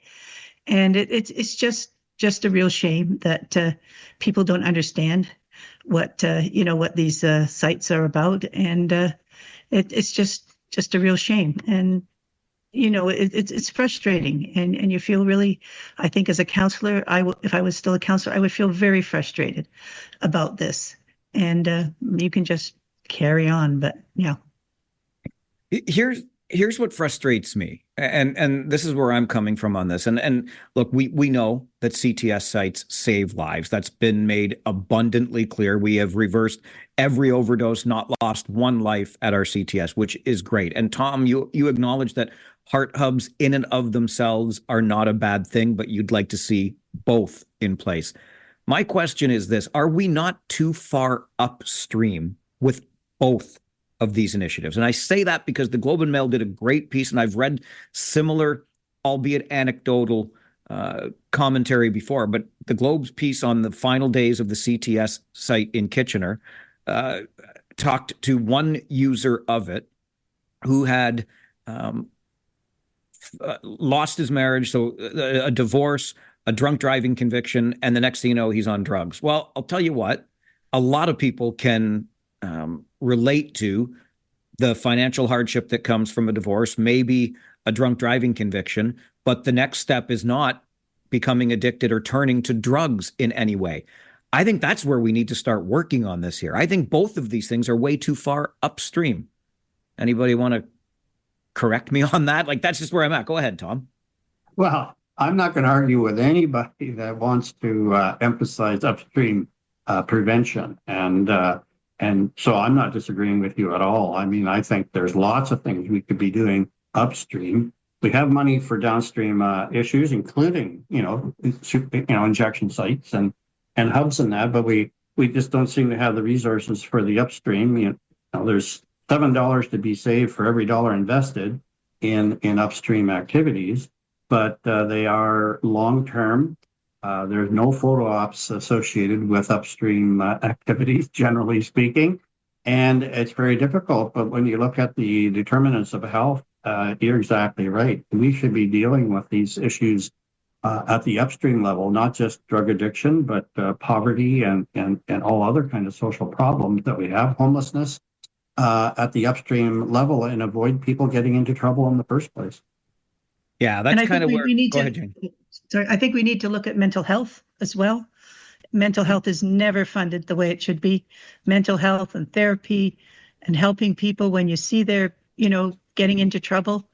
The upstream, that it's so important, and it could prevent a lot of costs downstream, because if you catch it early, you're going to prevent it. Family issues and a lot of things where you say divorce and so on and alcoholism. There's a lot there, a lot to unpack, and a lot that could be done with the upstream. I think the cost of the drugs is quite a bit of the problem.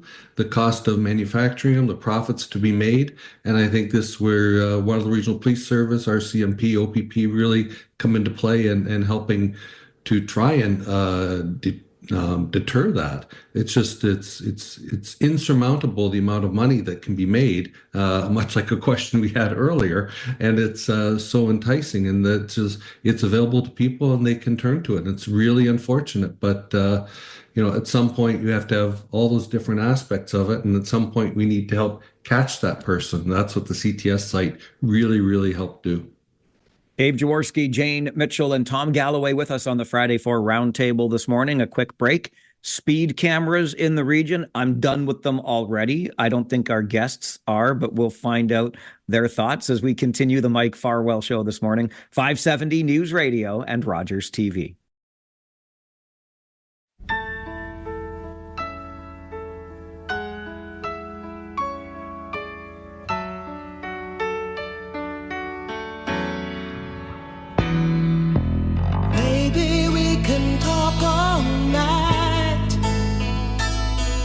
No, I have another 15 minutes.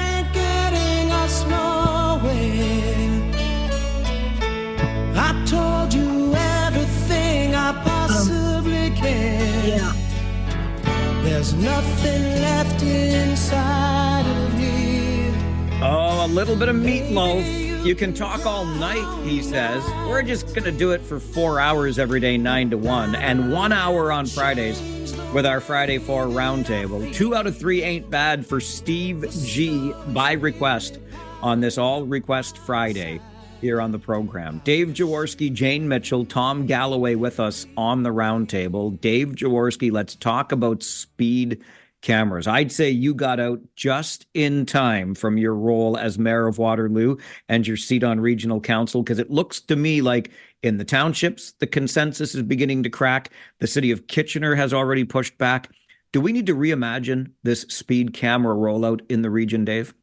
Well, I think so, Mike. I retired a couple of years ago. One of the first things I bought was this really nice hammer, and it was really good for hammering and fixing up the deck out back.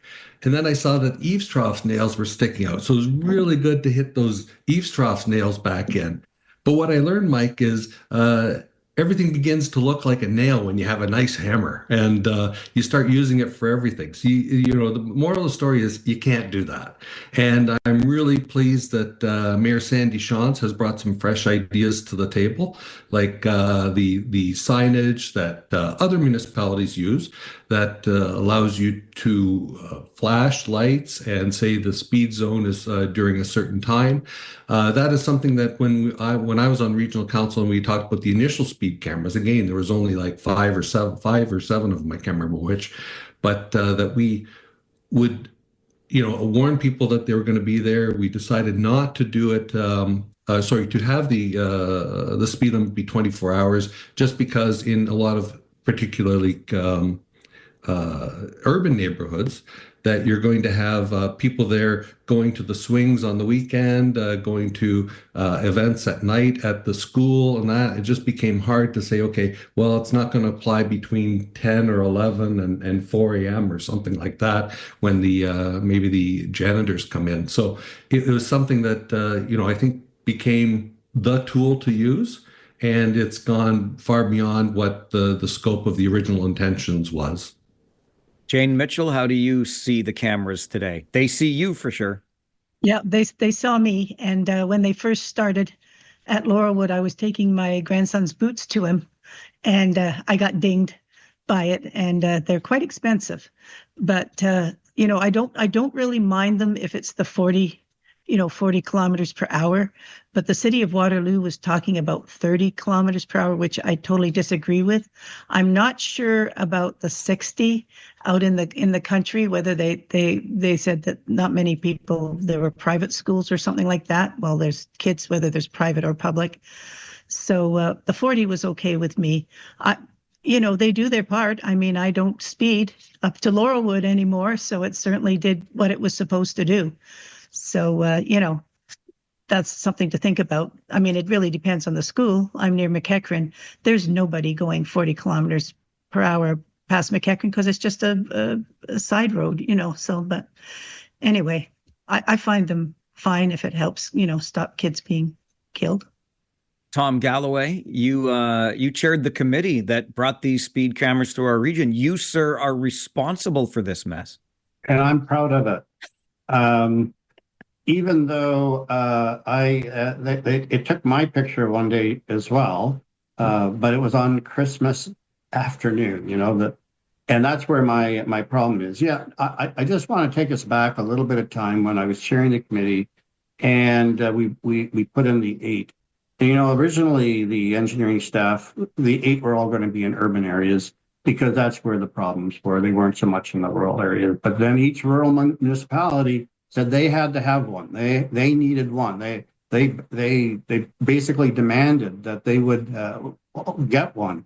There's some disingenuousness that's going on in this particular topic. So then we did give each rural area and the cities each got one, even though obviously the number of cars and traffic is significantly different. And the region implemented on regional roads with the September to June, Monday to Friday, 8 to 5. And the signs all said that on Westmount Road and elsewhere. But the cities and the townships, for whatever reason, they were in charge of their own locations. The region installed them, and they decided to do them 24/7. And that created a lot of uncertainty in why were some 24/7 but on regional roads they were September to June, Monday to Friday, 8 to 5 during school hours. And then the new regional council dealt with it, and somehow or another were convinced that it should go 24/7, and that was, I think, a big problem because. While I think people do appreciate speed cameras, I mean, the numbers, the statistics or the research, it's pretty clear.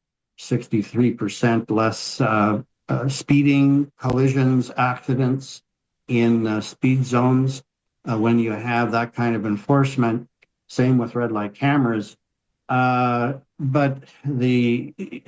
I think most people are very supportive. The people I talk to, but they're quite angry about the 24/7.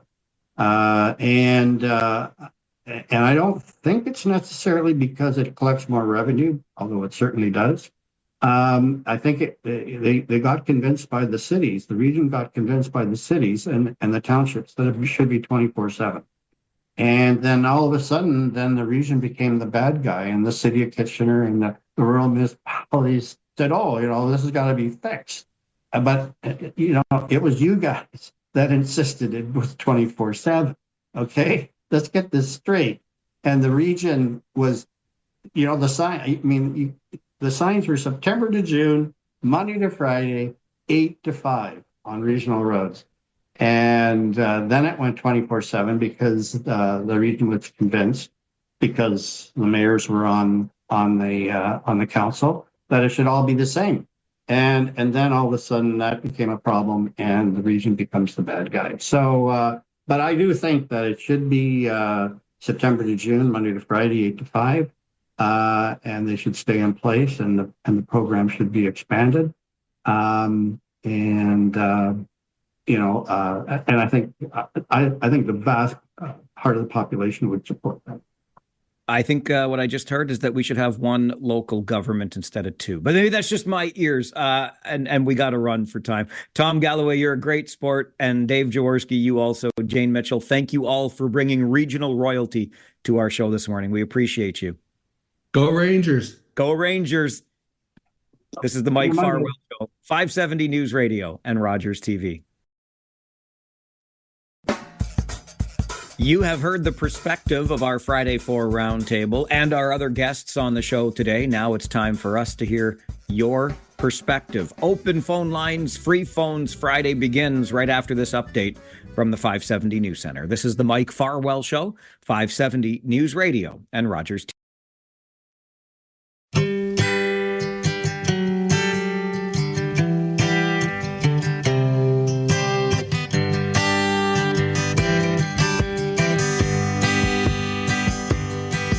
I've been warped by the rain, driven by the snow. I'm drunk and dirty, don't you know? And I'm still willing. And I was out on the road late at night. I seen my pretty Alice in every headlight. Alice, Dallas, Alice. And that's a little bit of Little Feat.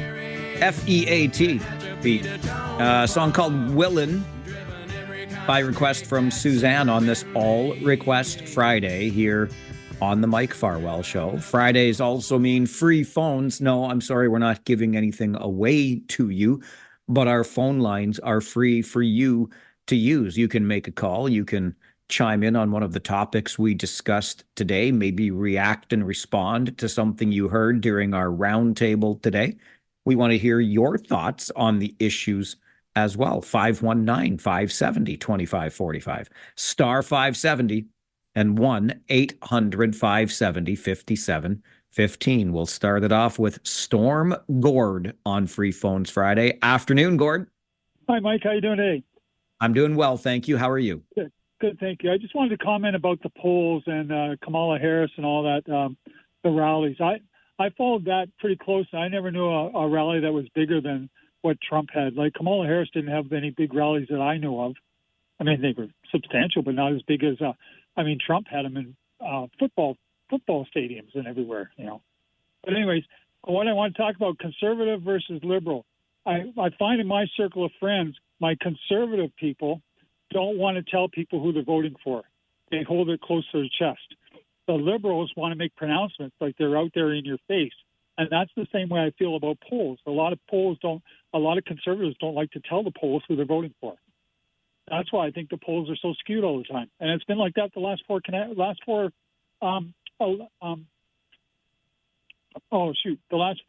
elections that I followed. The polls have always been skewed to the loser. Gord, I appreciate that call and that perspective. You're absolutely on to something. We talked about this a couple of weeks ago when there was a lot of conversation around polls and what they meant and how much faith we put in them. And we have to be realistic. I think about a couple of things. One of the things I said early on when it came to this surge in liberal support, where do you think disaffected NDP voters are going to go? Not likely to go conservative. So that would obviously boost the liberal support. But to Gord's point, and I also pointed this out a couple of weeks ago when talking about this, Gord's absolutely right. People who vote conservative tend not to be all that responsive to the polls because they don't necessarily trust them. And while they don't respond to the polls, they do show up on voting day, the only poll that matters, right? Those exit polls once we have cast our ballots. So that also skews the numbers a little bit. Remember, what polls are is a snapshot in time. It's that simple.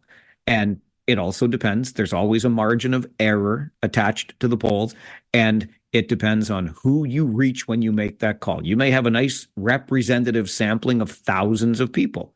But again, who were the thousands that picked up the phone and accepted the offer to participate in the poll? And a deeper dive into the granular data, if you will, tells us that those who vote conservative tend not to participate in polls. I find it so interesting, too, that Gord says his conservative friends aren't as likely to talk about who it is they support or who it is they're going to vote for.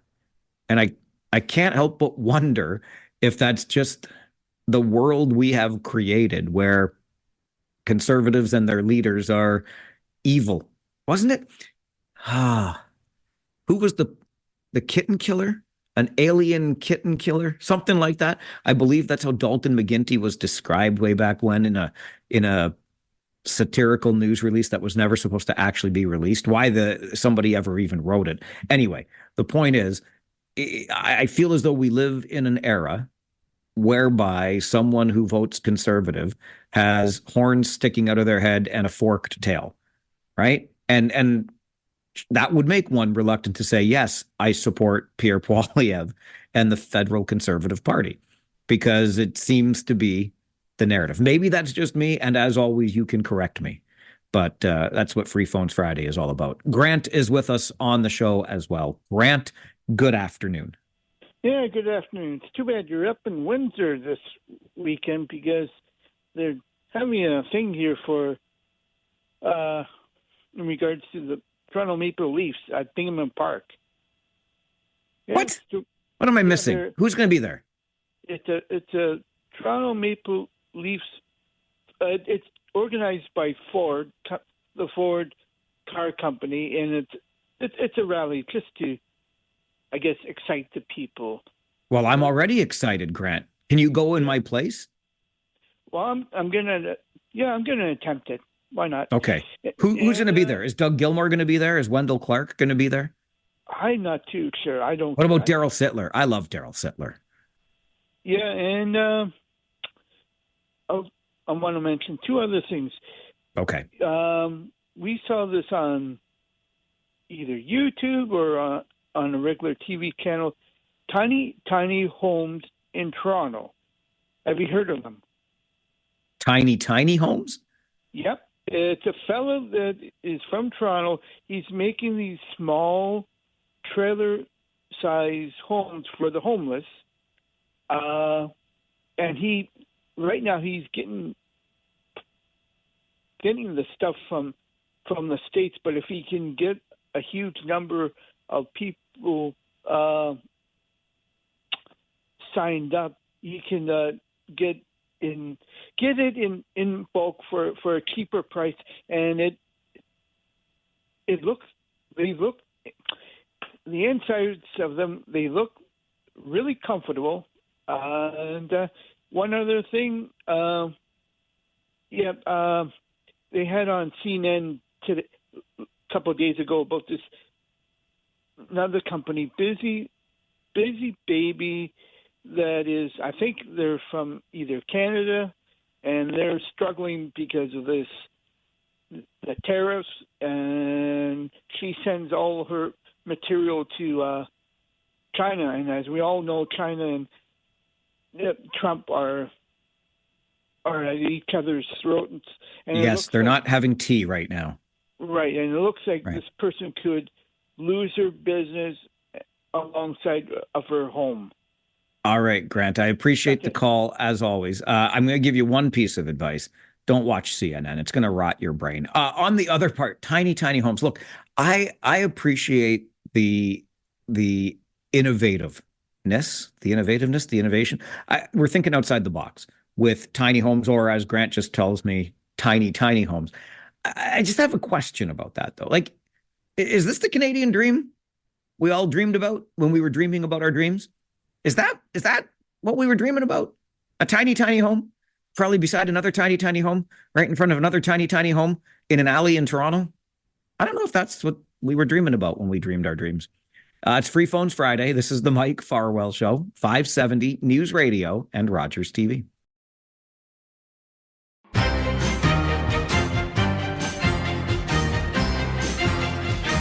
I beg your pardon. I never promised you a rose garden along with the sunshine. There's gotta be a little rain sometime.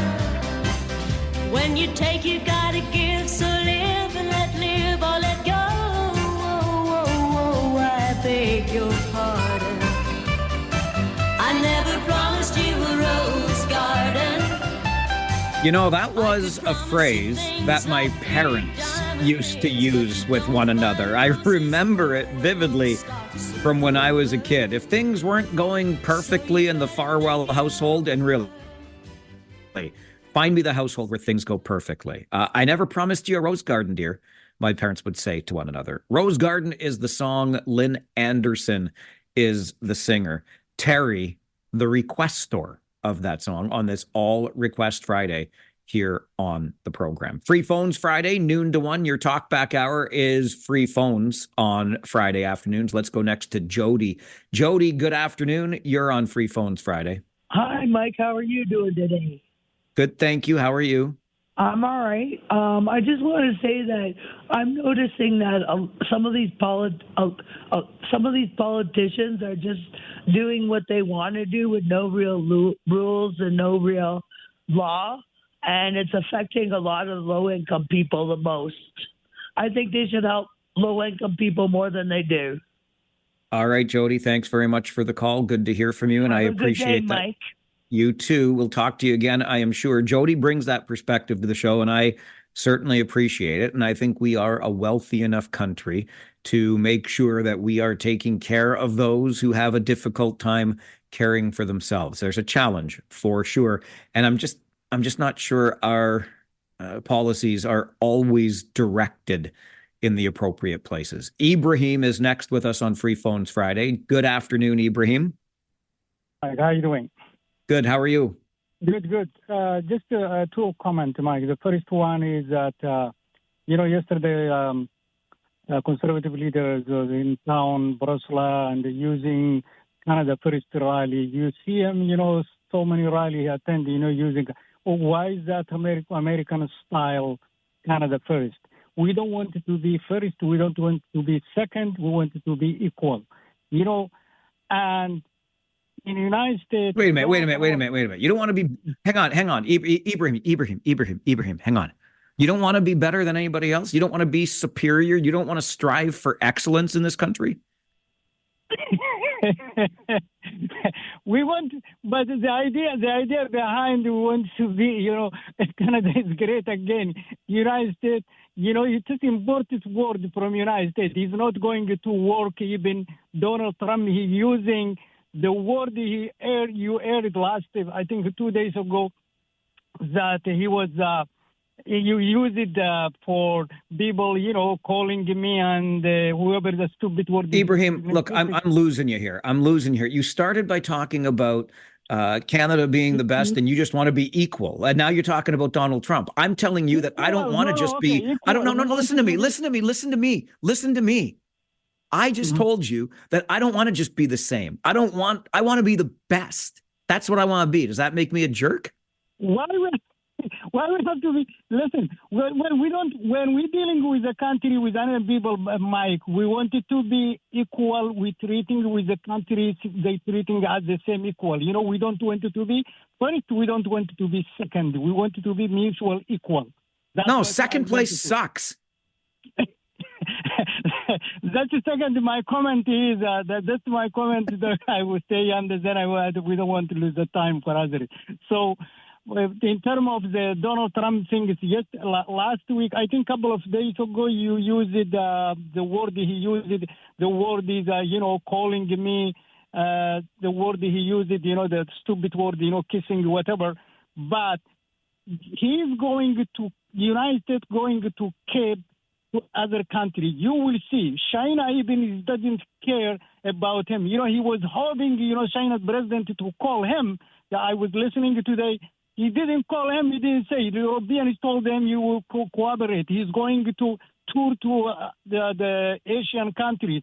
So I would say this: Canada is we have to stay strong, but we don't have to be exaggerated or saying like we are great again. Well, we want to be equal. That's it. That's what I want to say. Yeah. We don't have. Thanks, Ibrahim. Okay, I get it. I disagree completely. I'm not the best. I'm the furthest thing from it, but I sure as hell want to be. I really do. I don't want to be the same as everybody else. That's boring as hell. It's Free Phones Friday. This is the Mike Farwell Show, 570 News Radio and Rogers TV.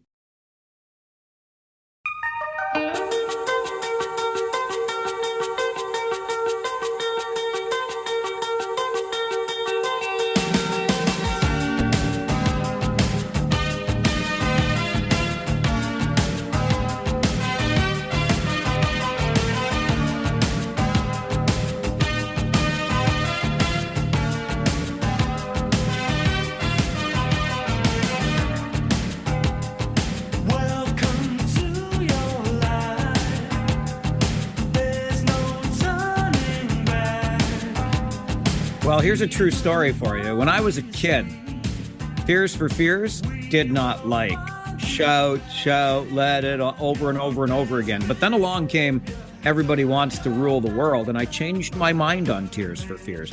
Maybe that's because I'm not like Ibrahim before, who just wants us all to be the same. I kid, but Yuta wanted to hear Tears for Fears, and Everybody Wants to Rule the World. It's an all request Friday, so that's what we do. It's also Free Phones Friday, and our phone lines are jammed, so let's get right back to them. We'll go to Ernie next on Free Phones Friday. Good afternoon, Ernie. Hey, Mike. I just want to tell you the polls are incredibly, they're false, and I'll tell you why. Well, they're not false. Well, not false. Okay, so what we're seeing is not actually accurate, but I somehow ended up in Breslau last night, and I asked 10 people who they were voting for, and they all said conservative. I don't know why. So that's what happened yesterday anyway. But to my actual point, what I want to just discuss here is never mind the crowd sizes. Let's look at I'm just trying to make sense of this and trying to get some answers, and I'm going way further than what I should. I'm driving my wife crazy. But as far as the views on YouTube, if you look at the rallies, Pierre's almost doubling Carney's. And if you go to Pierre's channel, this is CPAC I'm talking about. If you go to Pierre's channel, obviously there's probably a lot of conservatives watching that. They're insanely high. Now, the other point that I want to make is there's influencers that have 100 and 200,000 views at Pierre's rallies. Are the polls, they're watching, people are watching that more than they're watching the actual government footage or the YouTube stream.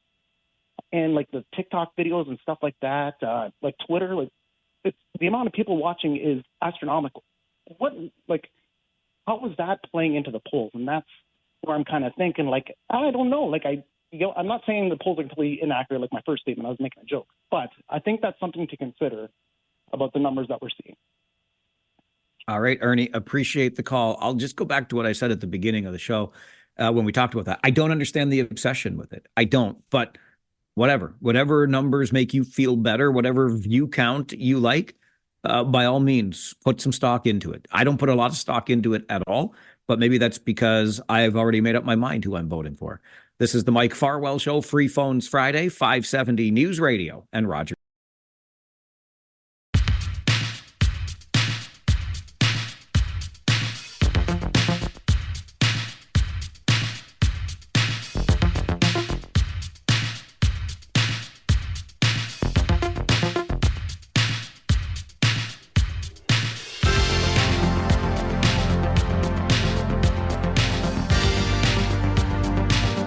I just want to let it go on and on and on, but it's Free Phones Friday. Our phone lines are jammed, but ever since I was a wee lad, I loved me a little Radio Gaga. That's Queen by request for Kyle on your all request Friday here on the program. I've always loved radio. You know how, especially in talk radio, we so often used to have to, but you figured this one out. But can you please turn your radio down in the background because it gives this terrible feedback and echo and it's just not good. And so many times announcers like me would be saying, can you please turn your radio down in the background? Well, that's gone. You figured that one out. But there's a new problem, and we have it a lot on this show. And I'm going to get to that in just a minute, I promise you. But thanks to Kyle for the request. And I want to get right back to the phones because they are busy. Greg is going to be next on Free Phones Friday. Good afternoon, Gregory. Hi, Mike. Made it to another Friday. Yes, sir. Just a totally different topic from anything else. Just, I'm delivering out in the Myra area in the countries, and I see it's that time of year where roadside setups of maple syrup and all that, that's starting to pop up on a daily basis, and not just at the end of their driveways. Is there any permits needed for that? Or, like, say if I had a collection of hockey cards or whatever, could I just pick an area and go out? Or do you happen to know what the rules are for, like, basically, selling like a garage sale off-site kind of idea? Or Mennonites have their own exempt for their culture? Or well, no, they're doing it at the end of their own lane, aren't they? No, like they're like on the side of the road. Like, yeah, I've seen them. Yeah. I bet you they're. Yeah, I'll bet you they're farm adjacent though, Greg. I'm sure they're very near to their own property. Okay. I could be mistaken on that, but you can't just take your hockey cards and go to the Kitchener Memorial Auditorium and set up in the parking lot and sell them. That you would need a permit for. Yeah, I just wondered if it's any different, like, out in this area. But no, there's like a ton of maple syrup for sale both sides of the highway. So I think the same people going back and forth. So I don't think it's. I don't know. Maybe it's the end of a lane, but Greg, you're looking for a problem that doesn't need a solution here, buddy. Greg. Oh, Greg's gone. Okay. Greg must have dropped off. Buddy, don't worry. It's maple ding dang syrup. It's at the end of a lane. That's the part of the fabric of our culture. Just enjoy the maple syrup and sell your hockey cards on Facebook Marketplace, okay? Zoltan is next. Good afternoon, Zoltan the Magnificent. Mike, you hockey puck person, you. How you doing? Did you just call me a hockey puck? Wasn't that Rodney Dangerfield that did that? No, actually, well, maybe he did. I don't know. No, wait, it was Don Rickles. Don Rickles did you hockey puck. That's did that. Yeah. I really loved loved him in where he was getting. It's called Back to School, and he was leaving his wife, and she had some drawings by a guy by the name of Klimt, and he did a. Never mind. Yeah, you're getting on the Rodney Dangerfield Back to School. I remember he was the what did you call it? Short and Fat was his Yeah, it was his clothing store, and some kid at the school says, "Hey, you're short and fat." And he looked at him and said, "Yeah, you're tall and ugly. Give me back my coupon." he talked to the girl of his dreams, and he said, "Hey, you got time to go to supper tonight?" And she said, "No, I have class." And then, "You got time for tomorrow?" She says, "No, I have class." And he says, "Hey, why don't you call me sometime when you have no class?" Anyway, there you go. Story. All right, look, tell you what, these tiny homes, I wonder about them because they have regular sized people in it. And tiny homes really are prisons with regular sized people in them. The highest rate of tuberculosis is in a prison. One of the highest rate of any communicable disease you'd ever want is in a prison. So if you put a whole bunch of regular-sized people into tiny homes put together, would you have a problem? Zoltan, I can tell you, I appreciate the call. Not the direction I thought it would go, but thanks very much for your thoughts on TB. All I said about tiny homes before is this the dream? Is this the dream we all dreamed for the tiny home in Toronto? Kyle is next on Free Phones Friday. Good afternoon, Kyle.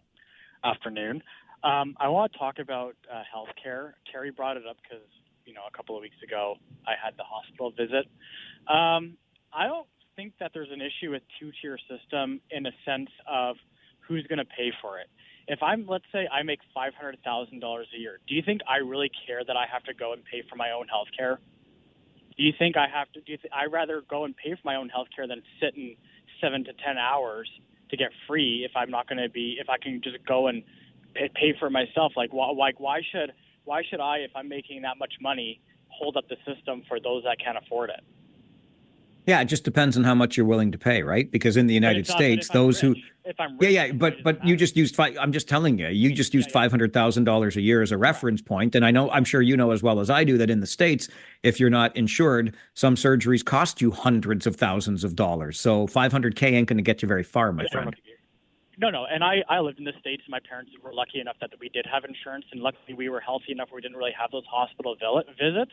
I was just thinking on a sense of, if I have the money, why should I hold up the healthcare? Like, I'm thinking of, I guess I'm more thinking of others that are there that more need it than I would if I'm making that much. And, the average person that's making that much money or more, I don't think they really care, to be honest, of whether we have a healthcare system or not, because at the end of the day, they could afford it, or their insurance could afford it, where, somebody else can't, right? And maybe that's the reason why we need a two-tier system. But I just thought of it there, Mike, and I just wanted to have the conversation with you. So thanks a lot, my friend, and go Rangers to go tomorrow. Thanks. All right. Thanks for the call, Kyle. What you're forgetting in that equation is, if there is two-tier, I get it. You want to be out of the way of the people that can't afford to pay and let them get the access to the public system.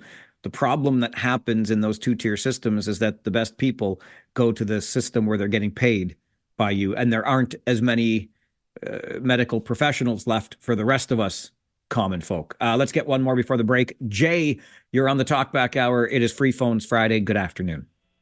Can you hear me okay? Yes. Great, thank you. I really appreciated Ibrahim's comments, and you seem a bit stuck on it, so I just wanted to provide another angle there about striving to be the best amongst the rest.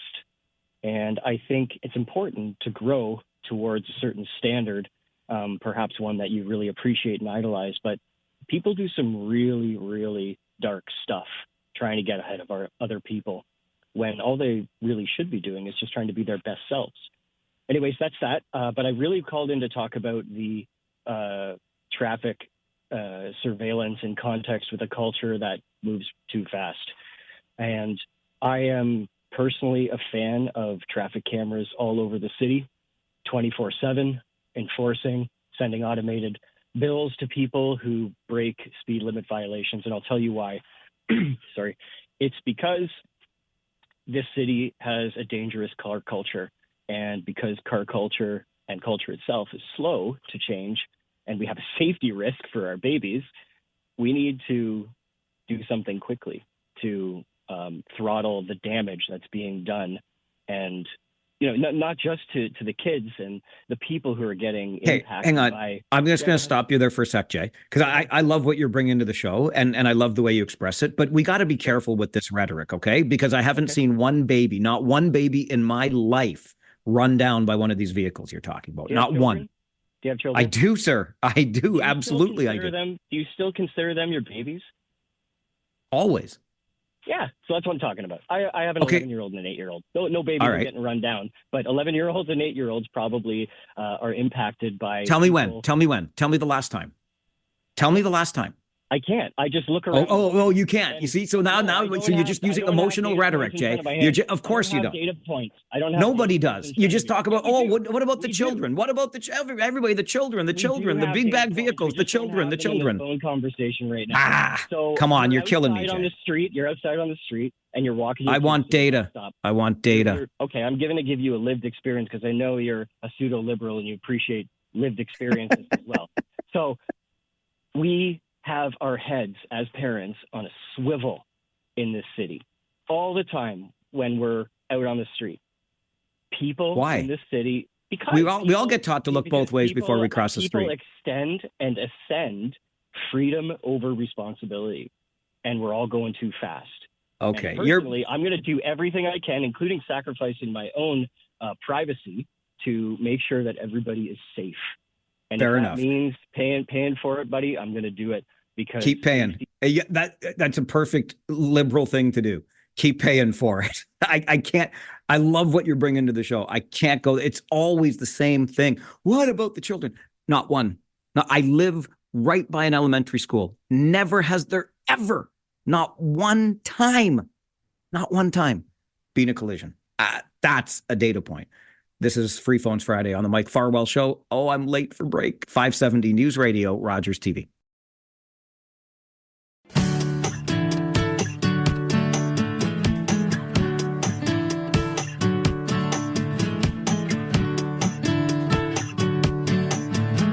I don't even need to tell you that this is the Tragically Hips ahead by a century, right? First thing we climb a tree. It is an all request Friday here on the program, and Andre wanted to hear that. So He gets to. I got a great email from Derek I just have to share to Mike at 570news.com. Mike, on the comment you made about conservatives being, quote, evil, I'd say from what I've heard from callers on your show, and now you know with Rob Snow, it's the complete opposite. How many times have I heard liberals being called the Nazi Party of Canada or the commies, mostly from the same few people? But when someone makes an exaggerated joke about not being able to get Hitler or Mussolini for the roundtable discussion, they have their feelings hurt. There's been little to none of the same kind of, quote, evil name calling from the liberal leaning people that phone in, from what I can remember. That's a great point, Derek, and I appreciate it. Unless you call pseudo liberal an insult, which I don't. I found it really interesting, though, to be described that way a moment ago from Jay. Let's get back to the phones. It is Free Phones Friday. Steve, good afternoon. Good afternoon. So I was hoping to call in earlier when you had Paul on there. I was just kind of curious what your take was yesterday on the knee on Romano early in that game. Really think the league missed an opportunity to make a teaching moment out of an otherwise pretty awful play, a stationary player who stuck his leg out. I mean, at his own peril. But, yeah, I still don't understand what exactly happened there. I'm just curious what your take was. Yeah, thanks, Steve. I appreciate the call. Unfortunately, I saw it at game speed, and it did definitely look like, sticking the knee out exactly the way you describe it, which is very dangerous and an opportunity for the teaching moment. Unfortunately, here in Windsor, I don't have the luxury of a replay monitor in my broadcast location, so I couldn't see anything again. I didn't get to watch it afterwards. I know they put 5 minutes on the board initially and they reviewed it, and I have to trust that the officials got it right when they looked at it. That's the best I can tell you. But I think you raise a great point on what was a pretty dangerous play, and I think we're all pleased that nobody was seriously injured on it for sure. Jerry, you are next on the Talkback Hour. Good afternoon. Good afternoon, Mike. Long time no talk. Gerald, nice to hear from you. Yes, I know I might be splitting hairs on this point, but Kyle, I do like you. It just kind of gets my bonnet a bit whenever I hear people say free healthcare. And I was trying to get some quick and more accurate numbers, but I mean, we all pay for our healthcare. I mean, it all comes out of our taxes. I hear numbers between 25 and 50% of our provincial tax that we pay goes directly back into healthcare. So and employers are contributing to healthcare now. So when somebody says free healthcare, we don't have it. It's just in our country, they take the money from you first. In the States, they give it to you and then ask for it back. So, and I know that's not the real point of what Kyle was trying to get to. I mean, the two-tiered system does make me nervous a bit because, like you said, everybody goes where all the money is. And then, if you're been accused of something and you're standing in court, what's being paid for by the public or somebody that's being paid a lot more money. Jerry, I appreciate the call. Good to hear from you again on the show. And look, the two-tier healthcare debate is certainly one that continues to rage. Let's go one more before the break. Rick, you're with us on Free Phones Friday. Good afternoon. How's it going, Mike? Good, thanks. Hey, the one gentleman that called about, selling maple syrup there at the end of the lanes, if I was him, I would just look on the internet on that YouTube channel and look for Tunney. Tunney will tell you all the answers. He does listen to 570 News too, Tunney does. And I love me some Tunney. Oh, my God. It's some new ones on there because they were at the expo down in Stratford. Speaking of Stratford, we sat beside a gentleman from Stratford, season tickets. We were down on the bus yesterday. A shout out to Suzanne and great Canadian, of course, and to Rick, our driver, who got us to the game because there was a hydro line down. A tractor trailer smashed a pole, took a line out, and we had to back into a person's driveway. It was pretty sketchy, but Rick handled the bus, and we got into the rink, and it was not the end result we wanted to hear, but they did play a little rush for you. You got a little bit of a rush, we heard the rush beginning of the second period, maybe, and I never seen anything like with the ice when Christian went down there. Unfortunately, we lost him then period one. They were scraping the ice. What were they doing there? They cleaning up something or just what do you think? They were cleaning up his blood. He leaked all over the ice. I thought so. We couldn't see it, but I thought so. That's very unfortunate. Sucks. But it was a good night out, and the bus is going Saturday apparently again, and I think it's fairly full. But hey, it's a good time. Very very good money, good value, and they do a good job. Great, and glad we were on the bus and saw the game. So, but yeah, reach out to Tunney. Anybody needs any information? He's got everything, all the news.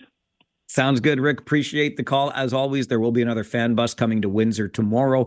And if you can't make the game, you've got it right here on 570 News Radio. Pre-game coverage, 6:30. Game 2, Rangers Spits. This is the Mike Farwell Show, 570 News Radio and Rogers TV. I promised to not let you down. I mentioned earlier this half hour. Back in the day, anybody who did a show like this would frequently have to say to people, can you turn your radio down in the background because it causes feedback? There's this echo. I think we got over that. You all learned. But there is a new problem, and I need to remind you of it again. We got to fix this one. When you call in to participate in the show, you're either talking to Jen or Devin, who produced the show from the Boardwalk Studios. You can't talk their ear off for minutes and minutes and minutes at a time because they've got lots to do there. Their job is to get you into the queue so you can come on the air and then you can talk. And so that happened before, and Andre was the one holding up Devin for so long. Devin missed another phone call, which is an important part of his job to get more callers on the air. So Andre's punishment is not getting on the show this half hour because now we're out of time. But please, when you call in, don't waste Devin's time. Don't waste Jen's time. They've got lots to do. Waste my time. That's what I'm here for. But my time is up for today. I'm staying in Windsor for the Rangers game tomorrow night. You'll get pregame coverage starting at 6:30 with Paul Fixter and I. I hope you enjoy the rest of your Friday. I hope you enjoy Now You Know with Rob Snow coming up. And I hope you enjoy the weekend ahead. My name is Mike Farwell. Bye for now.